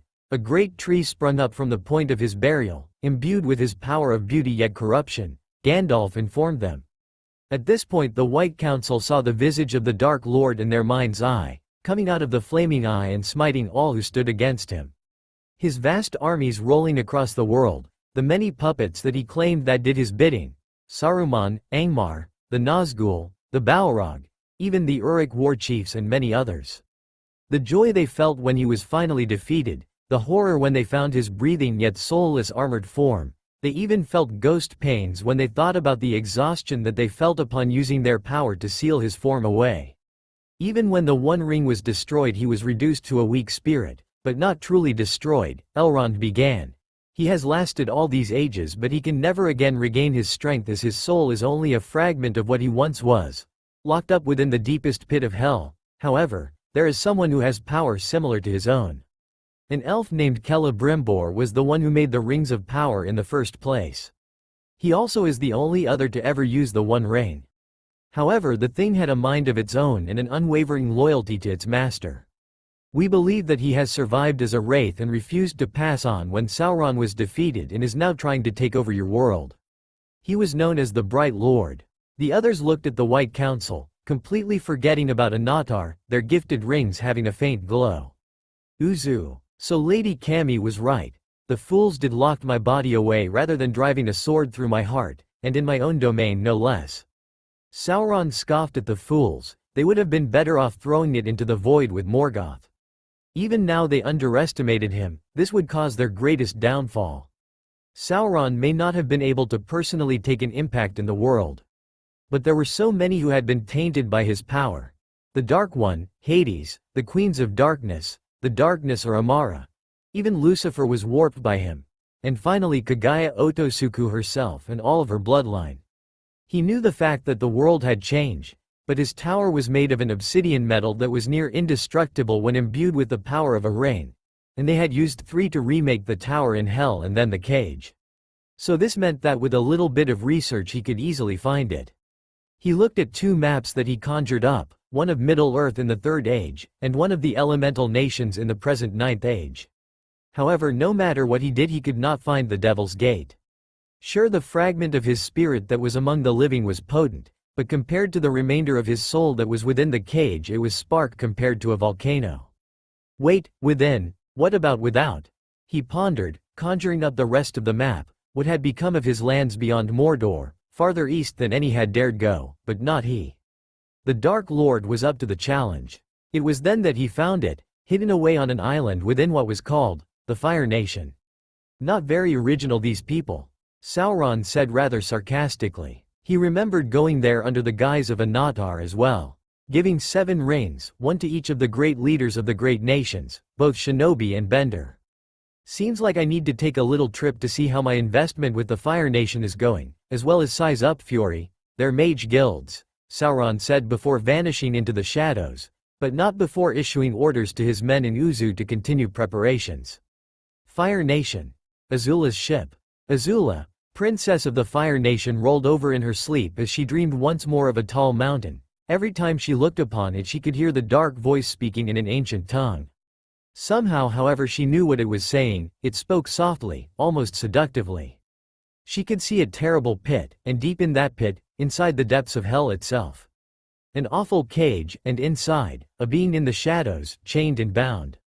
It was then she heard a voice that was almost soothing. Power, come to me and you shall have unlimited power. You have the brightest flame, go to the mountain. Only you can free my greatest warriors, and only they can free me. Free them, and when I too am free of my shackles, your foes shall be wiped from the face of the earth. It would say, and upon those last few words the voice would change to a demonic snarl, and a great eye, lidless and wreathed in flame, would fill her eyesight and she would be startled awake. Azula, you all right? Ty Lee asked with great concern in her voice, rushing to her friend's side. She was panting heavily and sweating profusely. However, upon closer inspection, Ty Lee saw that it was not fear Azula was feeling, but anticipation and desire. She craved and desired power. It was who she was. I'm fine, Ty, better than fine. I saw the chance to win this everlasting war, she said with a dark grin on her face. Ty and Mai, who had just appeared, watched on in confusion but also excitement at the concept of quickly gaining victory. Upon reaching the helm, she found the captain. Ah, Captain, I was wondering where you might be. Set course for the mountain. This made all of them gasp in horror. Oni Mountain, as it was called, was a place that had been there since the dawn of the 4 nations. The Avatar himself had demanded that they guard it, never to allow any go there. It was an order that even the Fire Nation of today had respected, until now. Are you certain, milady? The captain asked. No one knows what is on Oni Mountain. Only the Avatar knows of what resides within that place. This made the princess snarl. I am well aware of the risks, but the Avatar is playing on our fears so that we do not claim the power needed to win this war. He wants us to stay weak. Set course for the pit or face my wrath. As you wish, the captain saluted. Set course for Oni Mountain. And so the fire ship set course for the most forbidden, unholy location in the whole world, to the Bending Nations. Azula and her men marched bravely, or foolishly, as they made it to the dark crypt after hours of marching. They had not seen anything unusual aside from the dark weather that they had ever seen. Lightning crashed over the sky. This made them totally unexpected of the danger that was awaiting them. Now Sauron was no fool, one of the most intelligent of all time in fact. Able to understand another's technique and abilities just by watching, and in many ways recreate it. The Dark Lord had crafted his new rings carefully. Each given to the Jinchuriki did what they had promised, but there was something else that none knew. The rings of power were sending the power that was not a part of the Gedo statue to Oni Mountain. The Dark Lord was focused upon returning his darkest and deadliest warriors, the Nazgul. Of course they were known as different beings now, the 9-tailed beasts. Each of them lived on reincarnated as their human forms, while the beasts were their locked power and memories, though the 9th, while existing, he had no way to return his true form. A dark ritual was needed to return him. The blood of traitors is needed to spill in order for the greatest of the 9 to truly return, and he knew exactly who would be for his choice. The Dark Lord leaked dreams into the mind of the Fire Princess for years, pushing her to being ambitious, aggressive, and relentless. If any spoke of her, they would say that she was her father's daughter for certain. If they knew who had truly made her what she had become. As the men stood before the dark crypt, they had no idea the doom that would be claimed by them. Only Azula, Ty Lee, and Mai would walk out of there alive, but they wouldn't be walking out alone. When they walked in, each of the 8 fire benders following the 3 ignited their flames in order to light the way. On the walls they saw huge images. They saw the dark warriors clad in hoods and armors, leading vast armies and inspiring fears in the hearts of enemies. However, one stood out above the 9. A warrior clad in a crowned helm and terrifying armor fitting for a dark king. They saw him take down kingdoms, warriors struck down by his blade and dark magic. Alongside him were 3 other individuals, each with different weapons. They rained ruin upon their foes, but none more so than the Dark King. The men and 3 women were in shock at what they were seeing on the carvings.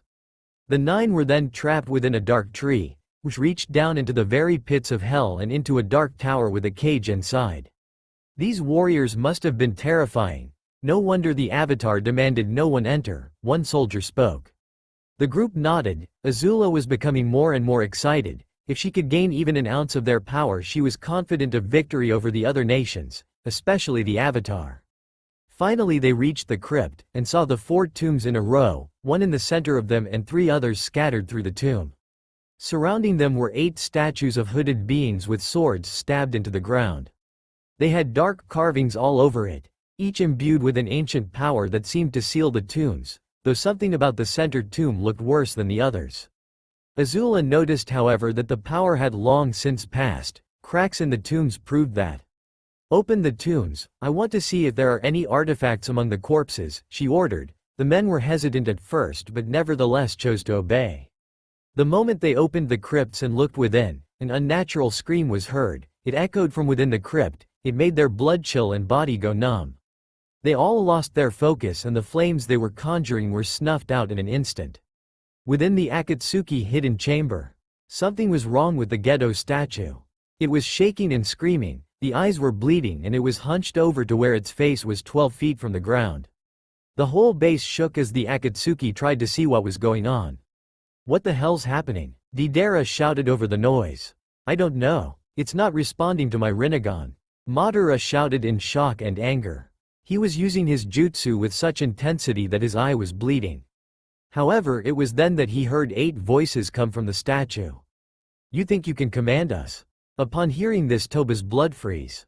He recognized the type of voices he was hearing. After all, he was the current host of a former elf lord.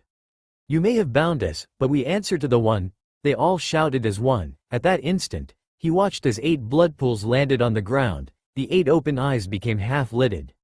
Out of the blood rose 8 figures that Toby knew he and the others needed to flee from. What made his blood freeze was the fact that each of the 8 beings possessed the visages of the Jinchuriki they had been ripped out of. In that same moment all of those Jinchuriki had vanished across the village. "The Nazgul, run Obito, you are no match for them," Celebrimbor shouted at the Uchiha. He was too frightened. However, as the Nazgul materialized, they suddenly let out their shrilling screamed and the lights went out. By the time any could see again, the Nazgul were gone. The only light was the cavern entrance the 8 had just smashed through to leave.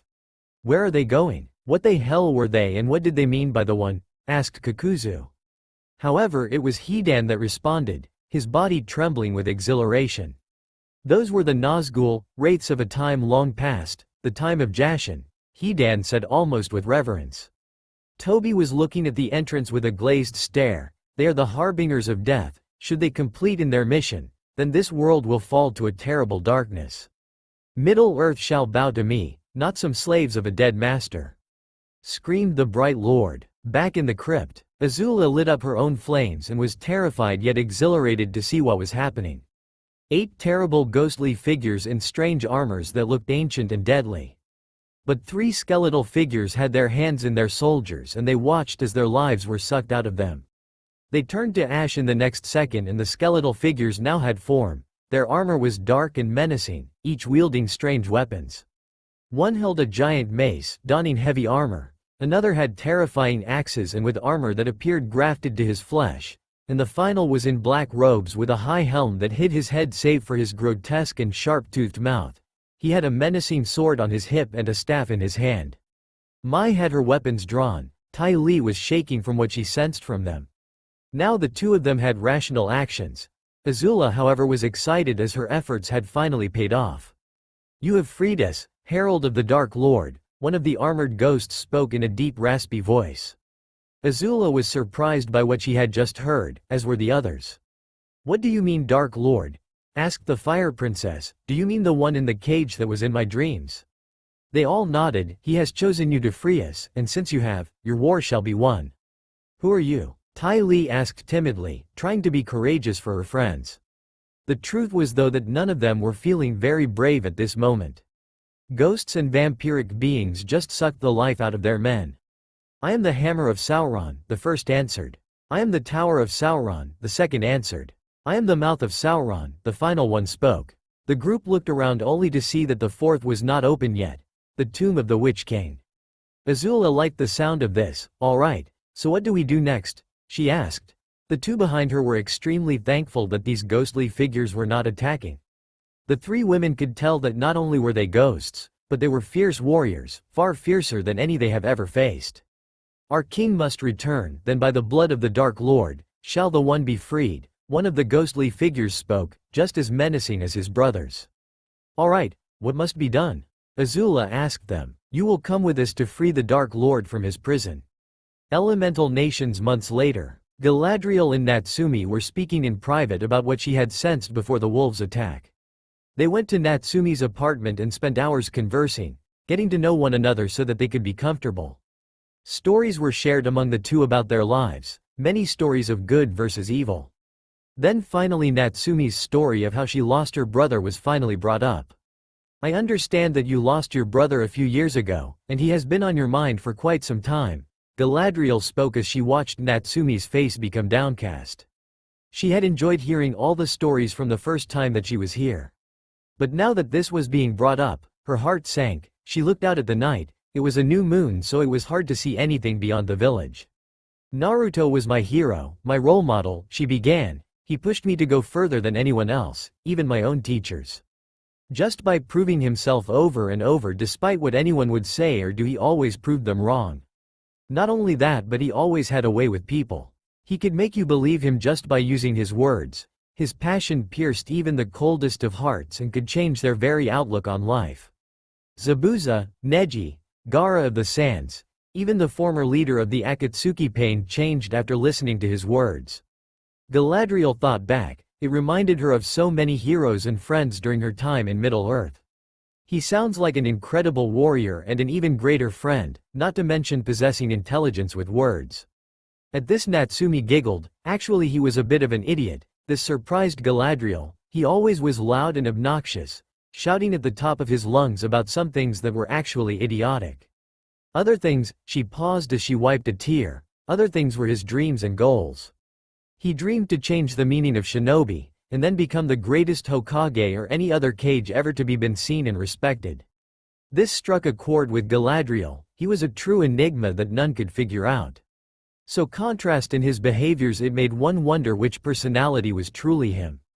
But then was cut down. After having saved Konoha, risking his own life, he took on multiple attackers and drove them away. Natsumi continued, her voice cracking at this point. She then pulled out from beneath her shirt something that made Galadriel's heart stop for a moment. A simple golden ring, held around her neck by a silver chain. She was running her fingers across it similar to the way poor Frodo once did to the Master Ring. "But then, we found Naruto's body, gashed up and decapitated. It wasn't the Akatsuki because they needed him alive. I came to believe I found the culprits, but it was then that I felt I knew who had killed him. But I thought it was a dead end, until you mentioned the abilities of Celebrimbor." At this her gaze grew cold. It was his friends that killed him, by the influence of Celebrimbor. This made Galadriel concerned. The Bright Lord had influence here? This could only mean a few things. However, before she could respond, her ring pulsed. Knife in the dark. As she felt terror, true terror shoot through her spine, as she had not felt this power course through her veins since the Third Age. The strength given to the bearer of a ring of power. Horror flashed through her as she looked upon Natsumi's reign, but then she realized what this meant: another ring of power had been forged. Celebrimbor had succeeded. However, apparently fate determined that this wasn't enough for the men and women of Konoha, as she then heard screams ringing throughout the village. Now Natsumi could recognize all of them. "My friends!" she screamed in concern. She dashed off and ran through the village to find them in the main courtyard in front of Hokage Tower. All of them crucified against by their hands by kunai. Their blood was being collected by 8 hooded and cloaked figures. All of them were chanting in an old and dark tongue, unknown to the present world. "Get away from my friends!" she snarled, expecting Kurama's power to help her, but none came aside from the strength she had taken from him. Instead, she felt anticipation, excitement, and familiarity. "Kurama, what is going on?" she asked, her face showing her confusion. She then heard terrible moans from her friends. She looked up to see all of them, pale and sickly, looking at her. "Natsumi-chan, run!" Sakura groaned. However, the black breath was affecting her just as much as the others, and she slowly passed back into darkness. "The time has come, the mouth of Sauron, to return our brother." It was then that he and the others began chanting, each placing their power into the seal that had, unknown to Natsumi, been created around her in blood. "By the blood of traitors and the soul powers of the Dark Lord, rise my brother from your demise and reign amongst the mortals once more," the mouth proclaimed. Minas Morgul theme. It was then that the blood glowed as if it had been lit on fire. Natsumi then realized too late that a seal had surrounded her, and in an instant Kurama was being ripped from her own seal. A great red light shot into the sky. The whole village and far beyond could see the bright red light, hear the menacing roar of the 9 tails. She then let out her own terrible scream of pain and suffering as she watched instead of a massive fox came out of her gut, a hand covered in a clawed gauntlet. "Natsumi!" her wounded friends shouted. Many other shinobi were arriving to the scene as well. Even the Akatsuki was watching from afar. However, the 8 Nazgul surrounded the seal, and the hammer, tower, and mouth were standing just a few short feet from Natsumi as they continued chanting in the black speech. At this point, Tsunade had finally appeared alongside Jiraiya. Both were filled with fear and confusion. The being crawling out of her seal looked nothing like the famed 9 tails. But seeing his form feared them far more than anything before. He looked more like a demon than even the fox. "Jiraiya, we have to do something," Tsunade said as she popping her knuckles. Jiraiya jumped down with her, and the two of them rushed to help her and force the fox back into the seal. However, the mouth chanted in the same dark language and made a shield. Both of the Sannin attacked the barrier with their preferred methods of attack, but it was all for naught. Kyuubi released. In another flash, everyone was forced to block their eyes for several moments. The ground shook and the sky clashed lightning. The lightning struck the barrier and the light dimmed down. As it did, they all looked to see Natsumi on her knees and her head slumped forward. "The blood of traitors has been spilt. The ritual is complete. Behold, you fools, the Witch King fights once more," he roared. Kneeling in front of her, dark armor and robes, the Witch King of Angmar himself. Kurama's true form had finally been returned to him. "I leave the power you took so that you may remain strong. You will need it for the trials to come," Angmar whispered. Natsumi was beyond shocked by what she had seen. The Witch King then stood his full menacing height and knocked Tsunade's fist away and caught Jiraiya's just as they came in to strike. He then grabbed both by the throat and pulled them close. A black mist came from under his hooded helm and was inhaled by the two of them. Both of them were suddenly slumped over, a darkness over their eyes. It was then they could hear shouting and running. People were getting closer, and the Nazgul knew they needed to vanish in order to stay unknown to the White Council. So they grabbed Natsumi, summoned their steeds, and vanished into the night. The fog faded, and when it did, the shinobi were all horrified of the scene. The whole place looked like a demonic ritual, though they had no idea that is what it truly was, until the White Council arrived. "Everybody back," Elrond called. He then rushed to the wounded first, inspecting them calmly, until it became concern, which then became horror. Each of them had their hands stabbed through the wall with their own kunai. But that was easily treated. What were a concern were the wounds in their abdomens that reeked of death. The wounds were inflicted by a Morgul blade. To affirm this, the blade hilt was left behind. To make matters worse, they were all suffering from the effects of the Black Breath. "Gandalf! Galadriel! Get Athelas!" he cried. Immediately they realized what was happening and grabbed the ingredients needed. Elrond instructed the medic to take down the crucified shinobi, which they did so with great care. It took several hours just to stabilize them, and several days for them to come out of their comas. When they finally did, they had a terrible truth revealed to them. The whole group woke as one, taking a huge breath in like they had just come out of deep dark water. Within those black depths they were forced to watch as their own hands cut down their best friend. They were then forced to see their friend Natsumi being held by ethereal chains. Her eyes rolled back in a silent scream as a black hand tore from the earth where her blood had pooled down. Soon stood a menacing monster of a man, donned in black armor, who seemed to speak in a dark language, but they understood him. "There is nothing for you here, only death." "Naruto!" they all shouted as one, their eyes changing from a glowing blue to normal as the Bright Lord's control wavered. The memory coming to them by dream was caused by the sudden appearance of other wraiths, one who was stronger than even the Bright Lord. Though with his ring of power it would soon tip the scales in his favor. Though none really knew what the endgame was that he had, only Celebrimbor himself knew.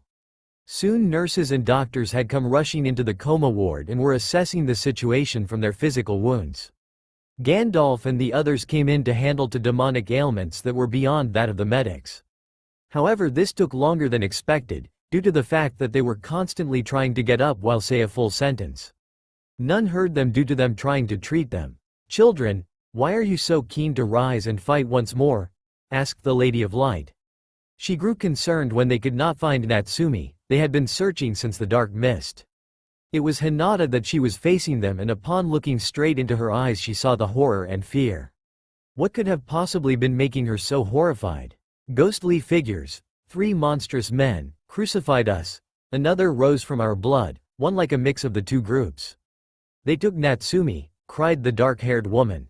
This caused the White Council to take on a face of fear. They immediately looked at their rings, fearing the worst. As they tried to summon the power within their rings, they feared the worst. They breathed a sigh of relief as their rings of power were just as dead as they had been the time Sauron fell. The Dark Lord wasn't back, since his ring fell into the lava, and since then their own ring's power have vanished as well. Darkness was no longer their problem, it was light that had become prideful and burned so bright it threatened to destroy all it touched. But if that were the case, how did Celebrimbor summon Sauron's servants from beyond the realm of death? There was truly only one answer: he had forged his own master ring of power. But that made no sense. They would have known, Celebrimbor made the others after all, and if he truly wanted to have no threats he would create a master ring just linked to theirs, just as Sauron had done.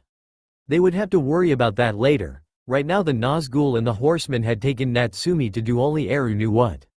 But they knew where to look: the land of demons, the farthest east that one could go without being lost to endless seas. In truth, only Sauron knew what was beyond his shores, if he even possessed an eastern border. Land of maelstroms. Mordor had become submerged upon his death. It would take a massive amount of power to return his home. And to do that, he needed his sister. It pained him that he was going to be forced to use his own sister in a painful process, but he had no choice. Only by her blood could he be saved. He was tired of being just able to send his mind out of the cage.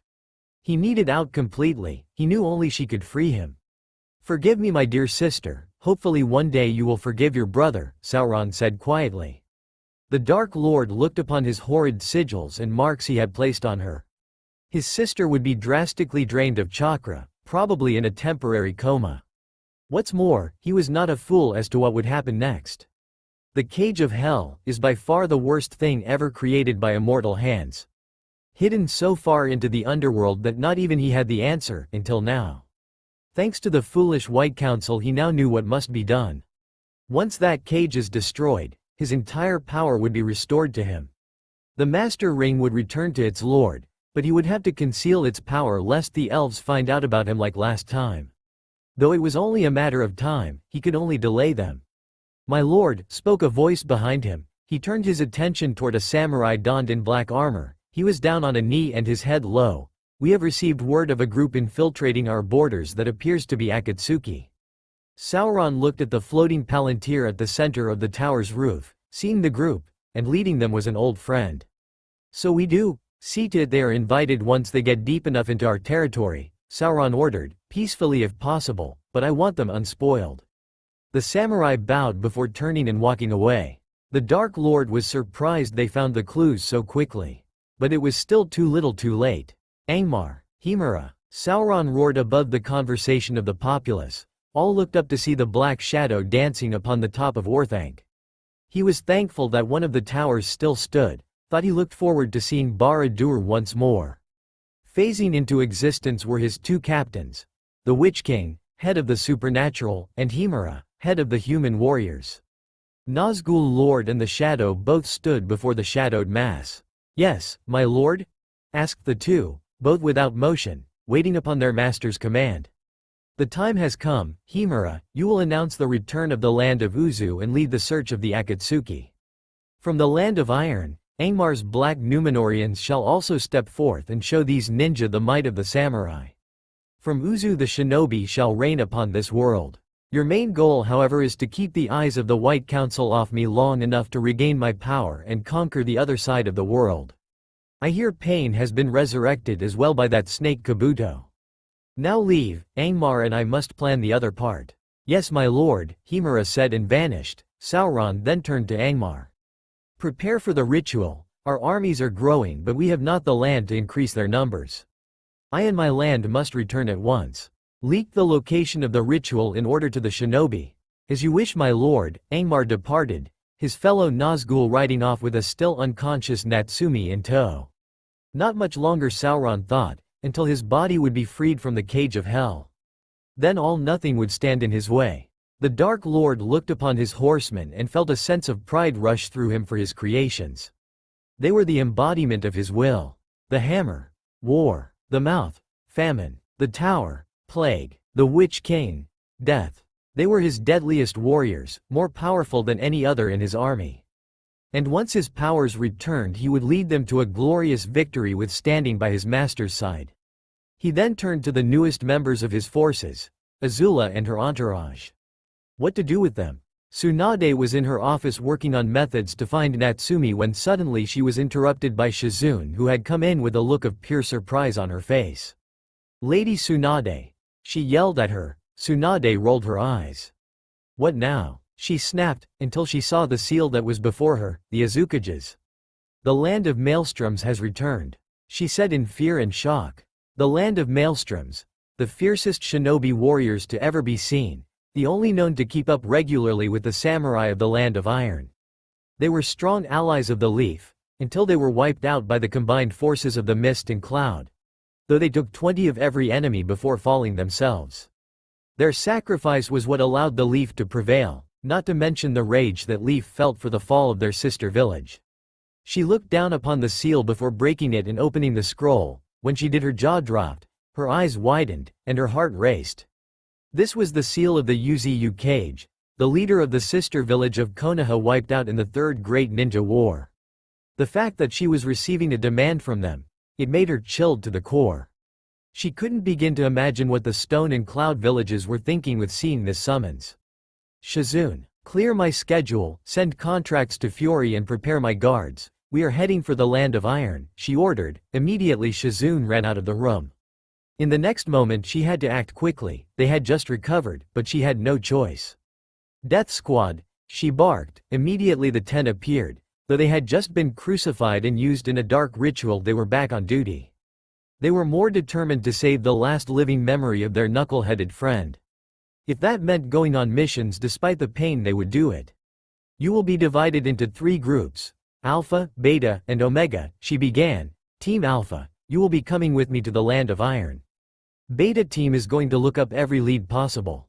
And Team Omega, your mission is to find Sasuke Uchiha and bring him into finding Natsumi. When you find him you are to converge and work together to take the kidnappers out and bring me back my goddaughter." And so they all departed. Team Alpha. Ino Shikacho took off for the land of Iron with the Hokage as the others took off as well. Little did any of them know that they were not the only ones who would be heading in the direction of the darkness. On a road near the land of Maelstroms, Sasuke's slow theme. Sasuke Uchiha had been walking for several days. A tall black tower in the distance in front of him had finally appeared on the horizon. A lot of thoughts were running through his head of what the masked Uchiha had told him. Flashback: the Akatsuki halls in AIM. Tune continues. I need you to investigate rumors of people inhabiting the old ruins of Uzu. The masked Uchiha spoke to Sasuke behind him. The others who followed him were staying further back in the shadows. They were well aware that someone with a mask could be no one, but could also be deadly. Why should I bother with this? Sasuke asked, an annoyed look on his face. Why not have one of the other grunts here go see what's going on? Because this is a family matter, he snapped, his Sharingan blazing through the hole in the mask. The others took a further step back in fear, though the fellow Uchiha stood his ground however, his black eyes glaring back at him. The power of the Gedo statue is halved. Rumors of the bending continents are on the march and bounty hunters from Fury are on receiving contracts from the 5 shinobi lands, he explained. All traces of the dark energy that stripped itself from the statue resides there, he answered. He didn't want to tell him about the Nazgul nor the threat of Sauron. That was something Celebrimbor and himself knew, and the real Madara. And he didn't want the young man to get any ideas. Investigate what is going on and report back to me. End flashback. He was brought out of his musings when suddenly he and the others were surrounded by what appeared to be a mass of samurai as well as shinobi. The shinobi wore armor and garments as black as night and the samurai donned armor of different variants, but the fanged skull mask was similar on each of them. There was one thing that you could see in one of them. They were battle-hardened veterans and more than ready to kill. Oh crap, Suigetsu muttered, he didn't even have time to grab his blade before they were upon them. I didn't even sense them, Karen gasped. How? Stay calm, if they wanted us dead I doubt we'd still be standing, Jugo commented. They were more frightened by the samurai than they were the ninjas. They were from the more ancient times and their skill was renowned. It was perhaps only Sasuke who could take these men on. And for how long they wondered. Stepping forth was a specific warrior, a samurai in black armor, spikes and blades along his armor, and crimson eyes glowed from beneath the helm. Sasuke Uchiha, our master has requested your presence. The samurai spoke with a sense of finality in his voice. It was clear that there was no negotiation, and that this was no request.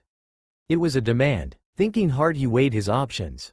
He already had many people after his head, it was in this moment that chose to swallow his pride and nodded. The samurai nodded in return and they began to walk to the tall tower in the distance, not realizing what, or rather who they'd face. As they reached the village they saw destruction as far as the eye could see. Broken skeletons and rusted weapons littered the landscape. Overgrowth had taken over and the place had every sign of an abandoned ruin. Your master lives here? Sasuke scoffed, how pathetic. This comment was met with a blade at his throat. One of the other samurai had a killer's look in his eyes and to hear their master insulted was an insult that must be repaid in blood. Traitor filth, you shall not insult our lord, the samurai snarled.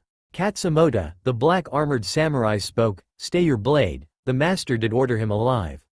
Reluctantly he sheathed his blade, trying to not smack the smug look off Sasuke's face. As fate would have it however his commanding officer would take of it for him, by kicking the Uchiha in the gut and knocking him onto his back.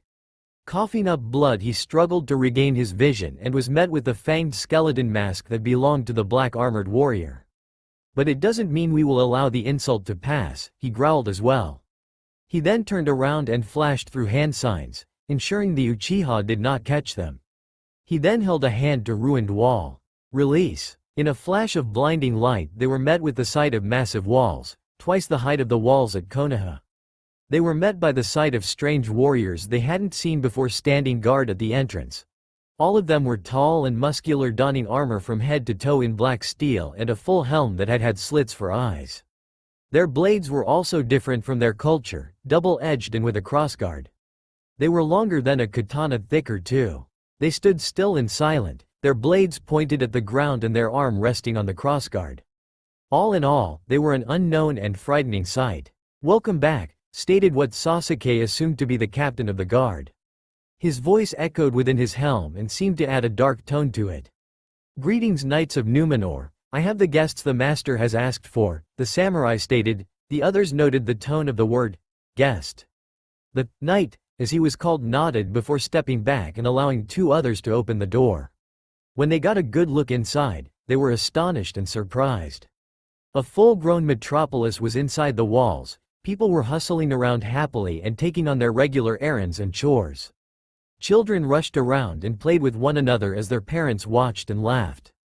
However, when the newcomers were escorted by the samurai, everyone was silent. They pulled their children close and backed away from the group as the people who were in the small city they muttered about the newcomers. Sasuke ignored them, opting to stay quiet. The others followed suit and stayed silent as they made it closer to the tower. As they did, they noticed more of these knights. There were several of them, just standing there in constant vigil over the crowd. However, their helms followed the newcomers as they went. The members of the Taka were aware of this and they were prepared to move if needed. As they reached the tower, they were in awe of the true height, as if it went to the heavens itself. But there was a sudden change in the landscape. If the city was peace, this was war. Saruman's March Isengard unleashed. The land was scorched and dead, mud and dirt everywhere. War machines being evaluated and inspected. Platoons and squads of armored soldiers were training and fighting with one another brutally. Their armor was strange, similar to the knights but more crude and more brutal looking. There was one moment, however, that made Karen's blood run cold. She froze in place, unable to move. She could feel their literal bloodlust, and she found why when a soldier removed his helmet. He wasn't human. The fangs and razor-sharp teeth, the black charred-looking skin, they weren't human. Even their language was foul and violent. What in God's name are they? She gasped out. Our Lord's creation, the orcs and the mighty Uruk-hai. The black samurai spoke calmly. They are fierce, bloodthirsty warriors, capable of destroying any in their path. They got a closer look at the monstrosities. They were muscle-bound and powerful. There were other, smaller orcs that were running around and training as well. In the distance they could have sworn they saw some of them riding on enormous wolves. When they finally reached the tower, there were no guards, no sign of any beings that defending their leader, yet they still felt an immense dread in their core. The tower reached higher than the Hokage monument in Konoha. It was in this moment that Karen grew ill and fell to her knees as she began to vomit. Karen, Jugo exclaimed, concerned, as he and Suigetsu dropped to their knees to tend to her. Even Sasuke seemed to be slightly concerned for his comrade. What the hell is the matter with you? Suigetsu asked, disgusted by the bile, yet he could not deny internally he was very concerned. This place, she gagged, its chakra is so foul and malicious. Its power is immeasurable. Sasuke looked back at the tower, who had Madara crossed. Move! One of the soldiers nudged Suigetsu in the back, the others were forced to do the same. Slowly but sure they walked inside before heading to the stairs. Small flames lit the enormous stairway. In here it appeared that there were several people in cloaks and robes, reading tomes and books, and others were doing different things that just by looking they couldn't understand. As they reached the top they heard female voices speaking with someone, a dark and menacing voice. Similar to Orochimaru, he realized, but it was far more menacing and dark. But he also spoke with an intelligence in his voice that was unsurpassed. Ensure everything is prepared as I have instructed. We shall ensure victory in the war, the voice said. Now excuse me, I have guests. On a road near Uzu territory, Beta Team. Team Beta was working hard to investigate any and all leads as to the monstrosities that they took their friend. They had been given a brief rundown of what had attacked them, but even then they could only grasp the minimum of what they were facing. They knew that fire and water were the weakness of the Black Riders. However, having the blades of the Nazgul pierce their own flesh, they too have their weaknesses now to the adversaries they hunted. Though there were some strengths as well, somehow they could see better in the dark, their senses were heightened and their perceptions were sharper. They were told, however, at the very beginning of their voyage, if you find the Lord of the Nazgul, run. Gladriel had told them, for it is he who has made you what you are and your blades will not harm him. Amen Hen, taking those words to heart, concerned them greatly.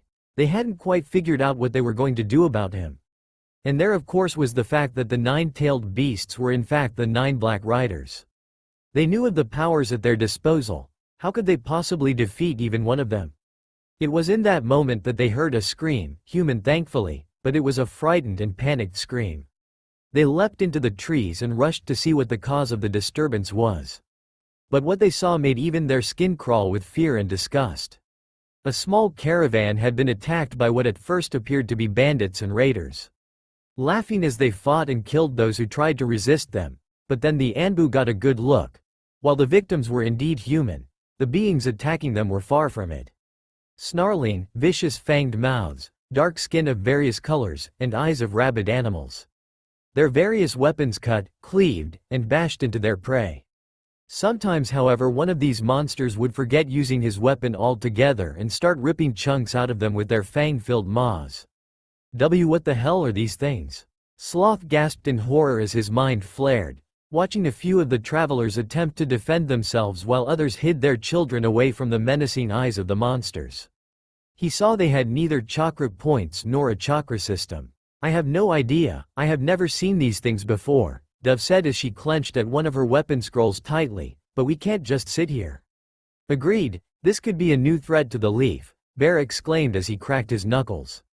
Let's move, Sloth shouted before leaping to the forest floor and dashing forth, brandishing his katana, and using his superior intellect to find an opening as he slashed a monster across the throat, black blood gushing forth along with a gargled bestial scream. This caught the attention of the other monsters who snarled and spoke in a gnashing and snarling tongue. They all charged forth only for the first to have dared to deliver an overgrown punch to the closest and send its face into the forest floor. Dove was the last to jump into the fray, sending a barrage of kunai flying into the mass of flesh-eaters. Some raised shields and others' armor protected them. A few, however, weren't so lucky as the knives tore through them or went between the armor. Run! Sloth shouted to the survivors, who didn't hesitate to obey. They turned and ran for the shadows of the trees and watched their saviors battle. It was at the moment the Dove unsheathed her blade and lashed out, cutting down several of these monsters. Bear grew his muscles to considerable size before landing blow after blow upon the enemy. However, upon engaging the monsters, they realized these beasts were fairly well trained with a variety of crude weapons. Dove was forced to dodge a large axe from cleaving him in two. Sloth was forced to duck under a heavy mace, and Bear, despite his best efforts, was beginning to waver. Their armor, while crude and anything but attractive, it was effective. Sloth and Dove were about to go through hand signs when suddenly they heard, fang over fang. Two vortexes crashed into the mass of monsters, tearing many into shreds. The monsters yelped in surprise as soon as they realized they had been flanked. From a second direction, the dying cries of beasts was heard when another figure dropped to the ground. Ethereal lions raging from her hands, she blasted away monster after monster. A large number of the monsters were overwhelmed that drained the monsters, biting them all over as they cried in agony. Finally, a mass of ink beasts led by a super-powered pink Anbu and a serpent mistress. Team Omega had entered the fray. Now their skills were enough. Left and right the monsters fell, many of them fled, one of them however they found still alive yet badly wounded. They got it to its knees and Swarm placed one of his bugs on the beast's neck. If you understand me, this scorpion contains enough venom to take down a beast far larger than you, so I suggest you speak, Swarm told the monster. Snarling, it nodded. What are you? He asked the monster. You young bloods are so naive, his guttural voice came out, black blood sliding from his lips sickeningly. I'm an orc. We've been here a long time, you stupid piece of meat. An agonized cry as the scorpion snapped a claw at the orc's ear. He snarled at his captors before realizing that he would sooner lose his head. The six figures before him all tensed. An orc? So this is what the Mythos monster looked like. They looked at the clearing to see the dozens of dead at their feet, then at one another, all of them with cuts, bruises, and scratches. Why are you here, orc? Why come out of hiding now? Sloth asked, pressing a kunai to the orc's throat. Because our master commanded it, you brat, he snarled. We don't question our commanders, beside, it's good sport. This made their blood boil. These monstrosities did this for fun? What? Enough of this, Dove, check his mind, Sloth ordered. Dove nodded as she walked up to the orc and placed a hand on his head. In an instant the orc went rigid in a silent scream as Dove entered his mind. She was filled with anger as she watched him and his horde attack caravan after caravan. Finally she found the memory where she found their tracks led from a strange place with a tall dark tower, and a brief moment she saw one of the hooded figures that had attacked them. She exited the orc's mind before looking at the others. It appears the orc came from somewhere near Uzu. I am unaware whether Uzu itself caused this, but their BO is somewhere nearby. Furthermore, the Nazgul is there with Natsumi. He cackled happily. You fools know nothing. Your world will burn under the gaze of the One. The flames of war are upon you. He snarled and leapt forward, only for Dove's stiletto heel to stab into his throat. She pulled back her heel as the orc crumbled to the floor. Sounds like these orcs are only going to cause more problems unless we deal with them, Sloth commented. Indeed, Swarm agreed, we need to head to Uzu and do what we can to eliminate the threat and rescue Natsumi. They all nodded before vanishing in a twirl of leaves. Uzu Gakure. So what is this? How come I can't see through your genjutsu? Sasuke asked as his Sharingan flared. The shadowy form of a man chuckled, he didn't like it. My dear friend, how do you know this isn't my true form? The shade asked him. Unless you're a demon, I doubt it, Sasuke snapped back. There are gods above us. What makes you think there aren't demons below? It asked. Within the shadows Sasuke saw a fanged grin appear. I believe your friend vanquished one in the land of the demons with the priestess, the shade responded. Sasuke flinched at the thought of his friend. He had not heard much about him for a few years now aside from the destruction of the Age of Demon. Sasuke had no response to him however. He looked around and saw 9 hooded figures. They all were very tall and held a menacing blade similar to the knights, though they were ancient looking and blackened. They stood silent vigil of their master. In truth you are correct, I am but a shadow of my former self. My body is locked away as I try to find ways to free it. This is what you might call an out-of-body experience, the shade explained. So what does that have to do with me? The Uchiha asked. I understand that you have had recent activities with the Akatsuki, it responded as it floated a little closer to him. I was hoping I could convince you to switch sides. And why would I do that? They promised to help me destroy the leaf, Sasuke asked. Though both of them knew, he was asking if he had a better offer. The shade chuckled before going to the edge of the tower toward the port of Uzu. Because, my dear friend, he ushered him and his companions over, I have forces that not even the feared Akatsuki could hope to match. And when Sasuke Uchiha and the rest of the Taka looked out, they were horrified. Loader March of Isengard. He wasn't able to see all of them on the ground, but now he saw them. Hundreds of thousands of the Uruk-hai and their blackened and jagged plate armor marched in legions toward the docks, and they were not alone. Monstrous beings 3 times their height and size in their own plated and spiked armor marched right with them. Many of them were moving siege equipment onto the battle carriers. Leading these warriors of hell were the Knights of Numenor, and leading them were the Black Captains, the Mouth, the Hammer, and the Tower. They were all boarding onto jagged metal vessels that had appeared out of nowhere. The black and red coating of the vessels created a menacing sight upon the sea. As the Uruk-hai marched, they let out a menacing chant that shook the earth.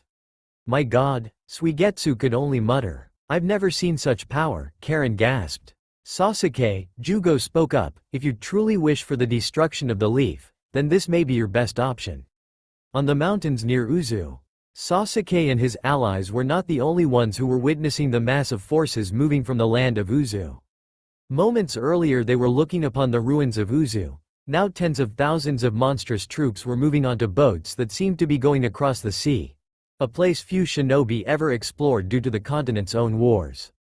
Though they knew of 2 other continents and that each had their own countries, abilities, and beliefs, and based on these foreign ships. Uzu had declared war on them. We have to return to warn the great nations. Bear told his allies. Not without Natsumi, snapped Tigress. Her white eyes looking over at her comrades. She's right, our primary objectives is to find and rescue Natsumi, Sloth commented, head for the tower. They had to be there. At the docks, Azula, Tai Li, and Mai could not help but be in awe at the force they had allied with. These monstrosities were hideous, but they were powerful and it was clear their purpose. War. I almost feel sorry for the enemies of the Fire Nation, Mai said in her monotone voice. For real, Tai Li looked at Azula. Azula, are you sure about this? I have never felt such foul and tainted auras before. She could almost see the black shadow of their souls. Azula continued to grin as she looked upon them. I am very sure, she replied as she petted one of the great wolves that walked by. With these armies along with our own, they don't stand a chance. This war will be swift. And with that they boarding the flagship and prepared to head out. Back at the tower, Sasuke looked at the shade who was still looking upon his war machine. Why show me all this? When you know I have allied with your enemy. The shade looked upon him, because I possess knowledge that you do not, as well as leverage. Sasuke scowled at that thought. What do you mean? Do you know about the hero of the leaf? The shade asked. Sasuke nodded. A little. He defended the leaf from an attack by the Akatsuki, however he himself didn't make it. Sasuke answered. What does this have to do with anything? And what leverage do you have? The shade only grinned again as he looked to one of a voice to speak out. You. Ah, right on schedule. The shade turned to see the aggressors. Welcome, shinobi of Konoha. I have been waiting for you. You, Kiba snarled. You stole the forbidden scroll. Very astute of you, pup, the shade mocked. I am indeed. You also defiled the statue to our hero. Snapped Hinata. I merely made it realistic, he responded. It was too perfect. At least now you could see what was done to him as thanks for his victory. This made the group go pale. Sasuke noticed this and listened as Ino asked, how do you know this? They flinched as they saw the shade grin evilly. Oh come now my lovely Kunoichi, he said as his ethereal hand stroked her face.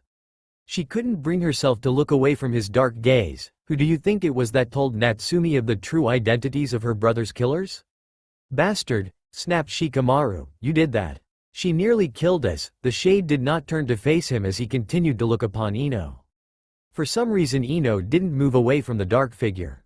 Yes, he said sorrowfully, I was disappointed when I found out that she failed to avenge her brother. That is until my faithful Nazgul told me something I had not expected. It was then that they noticed the Lord of the Nazgul, their hearts sank. They knew now they were truly powerless, for the one who held their leash was before them. Nine Tails released Ost. Apparently my mortal enemy had brainwashed you and locked the memory away, the shade said as he finally stopped looking at Ino, and that is a barrier I intend to eradicate. Sasuke and the Taka jumped back at the sudden flare of power and the change in the shade's voice. Flames ripped around and penetrated the minds of the Anbu for a brief moment as they screamed in pain. They all dropped to the ground and grabbed their heads. And no, it can't be true. Hinata gasped. There's no way we could do such a thing. Not to our friend, Ino said as she pulled at her hair. None of them had gotten close to standing yet. Even Akamaru was whining from the thought of sinking his teeth into their old friend. Yees, face the reality that it was you. You killed Naruto Uzumaki. Sasuke snapped into reality. What? His Mangekyo Sharingan flared. He hadn't even known that his friend was dead. Now he hears his former comrades killed him. The shade looked upon the Uchiha as the Taka, while confused took a step back from their leader. Indeed, it is their weakness that they were brainwashed by your leader to kill him in the hopes that capturing the Nine Tails upon coming back from death would be easier than to take on Naruto himself. But then he realized that Natsumi was in fact the Jinchuriki and has been biding his time to take her, but I got to her first. And in a swirl of dark mist and shadow they all vanished from Uzu. They were now in a place that none recognized. They had teleported. They were now at some sort of demonic altar in some underground cavern. At the altar itself they saw two tall pillars that had some sort of crowned and spiked helmet engraved onto them. On the wall behind the two pillars is the engraving of a terrifying eye. Upon regaining their composure from the sudden teleportation, they saw something that made their blood freeze. Between the pillars was Natsumi Uzumaki, bound in black ethereal flames and glowing crimson runes and letters etched all across her form. On her forehead was the symbol of the great eye on her forehead. Natsumi, the shinobi from Konoha yelled. The Taka were surprised to see that their leader was so concerned. Something had finally broken through his cold shell. Release her, now, Sasuke ordered as the Susanoo enveloped him, its ethereal bow aimed at the shade. The shade responded, like I said I have leverage. What do you want? He snarled. The other shinobi were amazed to see the newfound power of their old comrade. Sasuke, Sakura whispered. Simple, allow me to finish my task, the shade answered, after which you can take her from here. I'm uncertain exactly what state she will be in. On top of that I wish for you to pretend to serve Madara until I see fit. Tell him nothing about this. Why should I? I could wipe you out here and now. Sasuke glowered as the Susanoo pulled back its arrow. Otherwise I can't promise she will survive. He feinted concern, which was slowly replaced with a grin. I may drain her too much and she would suffer far more than she needs to. Sasuke, don't listen to him. Shikamaru burst out, we can fight him together. Yes Sasuke, the shade spoke, fight alongside the men and women who butchered your friend. And in that instant Soren's mind invaded Sasuke's own, showing him the tortured and mutilated corpse of Naruto Uzumaki. No, In that instant the Konoha shinobi were forced to avoid a slash from Susanoo's ethereal blade. Things had now just become far more complicated. The Taka now stood alongside the Nazgul. Sasuke's eyes had gone mad with rage as he glared down upon his best friend's murderers. "You bastards." The Shade grinned as he glided over to the comatose woman. He loved meddling with the minds of men. "Now, shall we begin? That's all for now. If you enjoy then please like, share and do comments.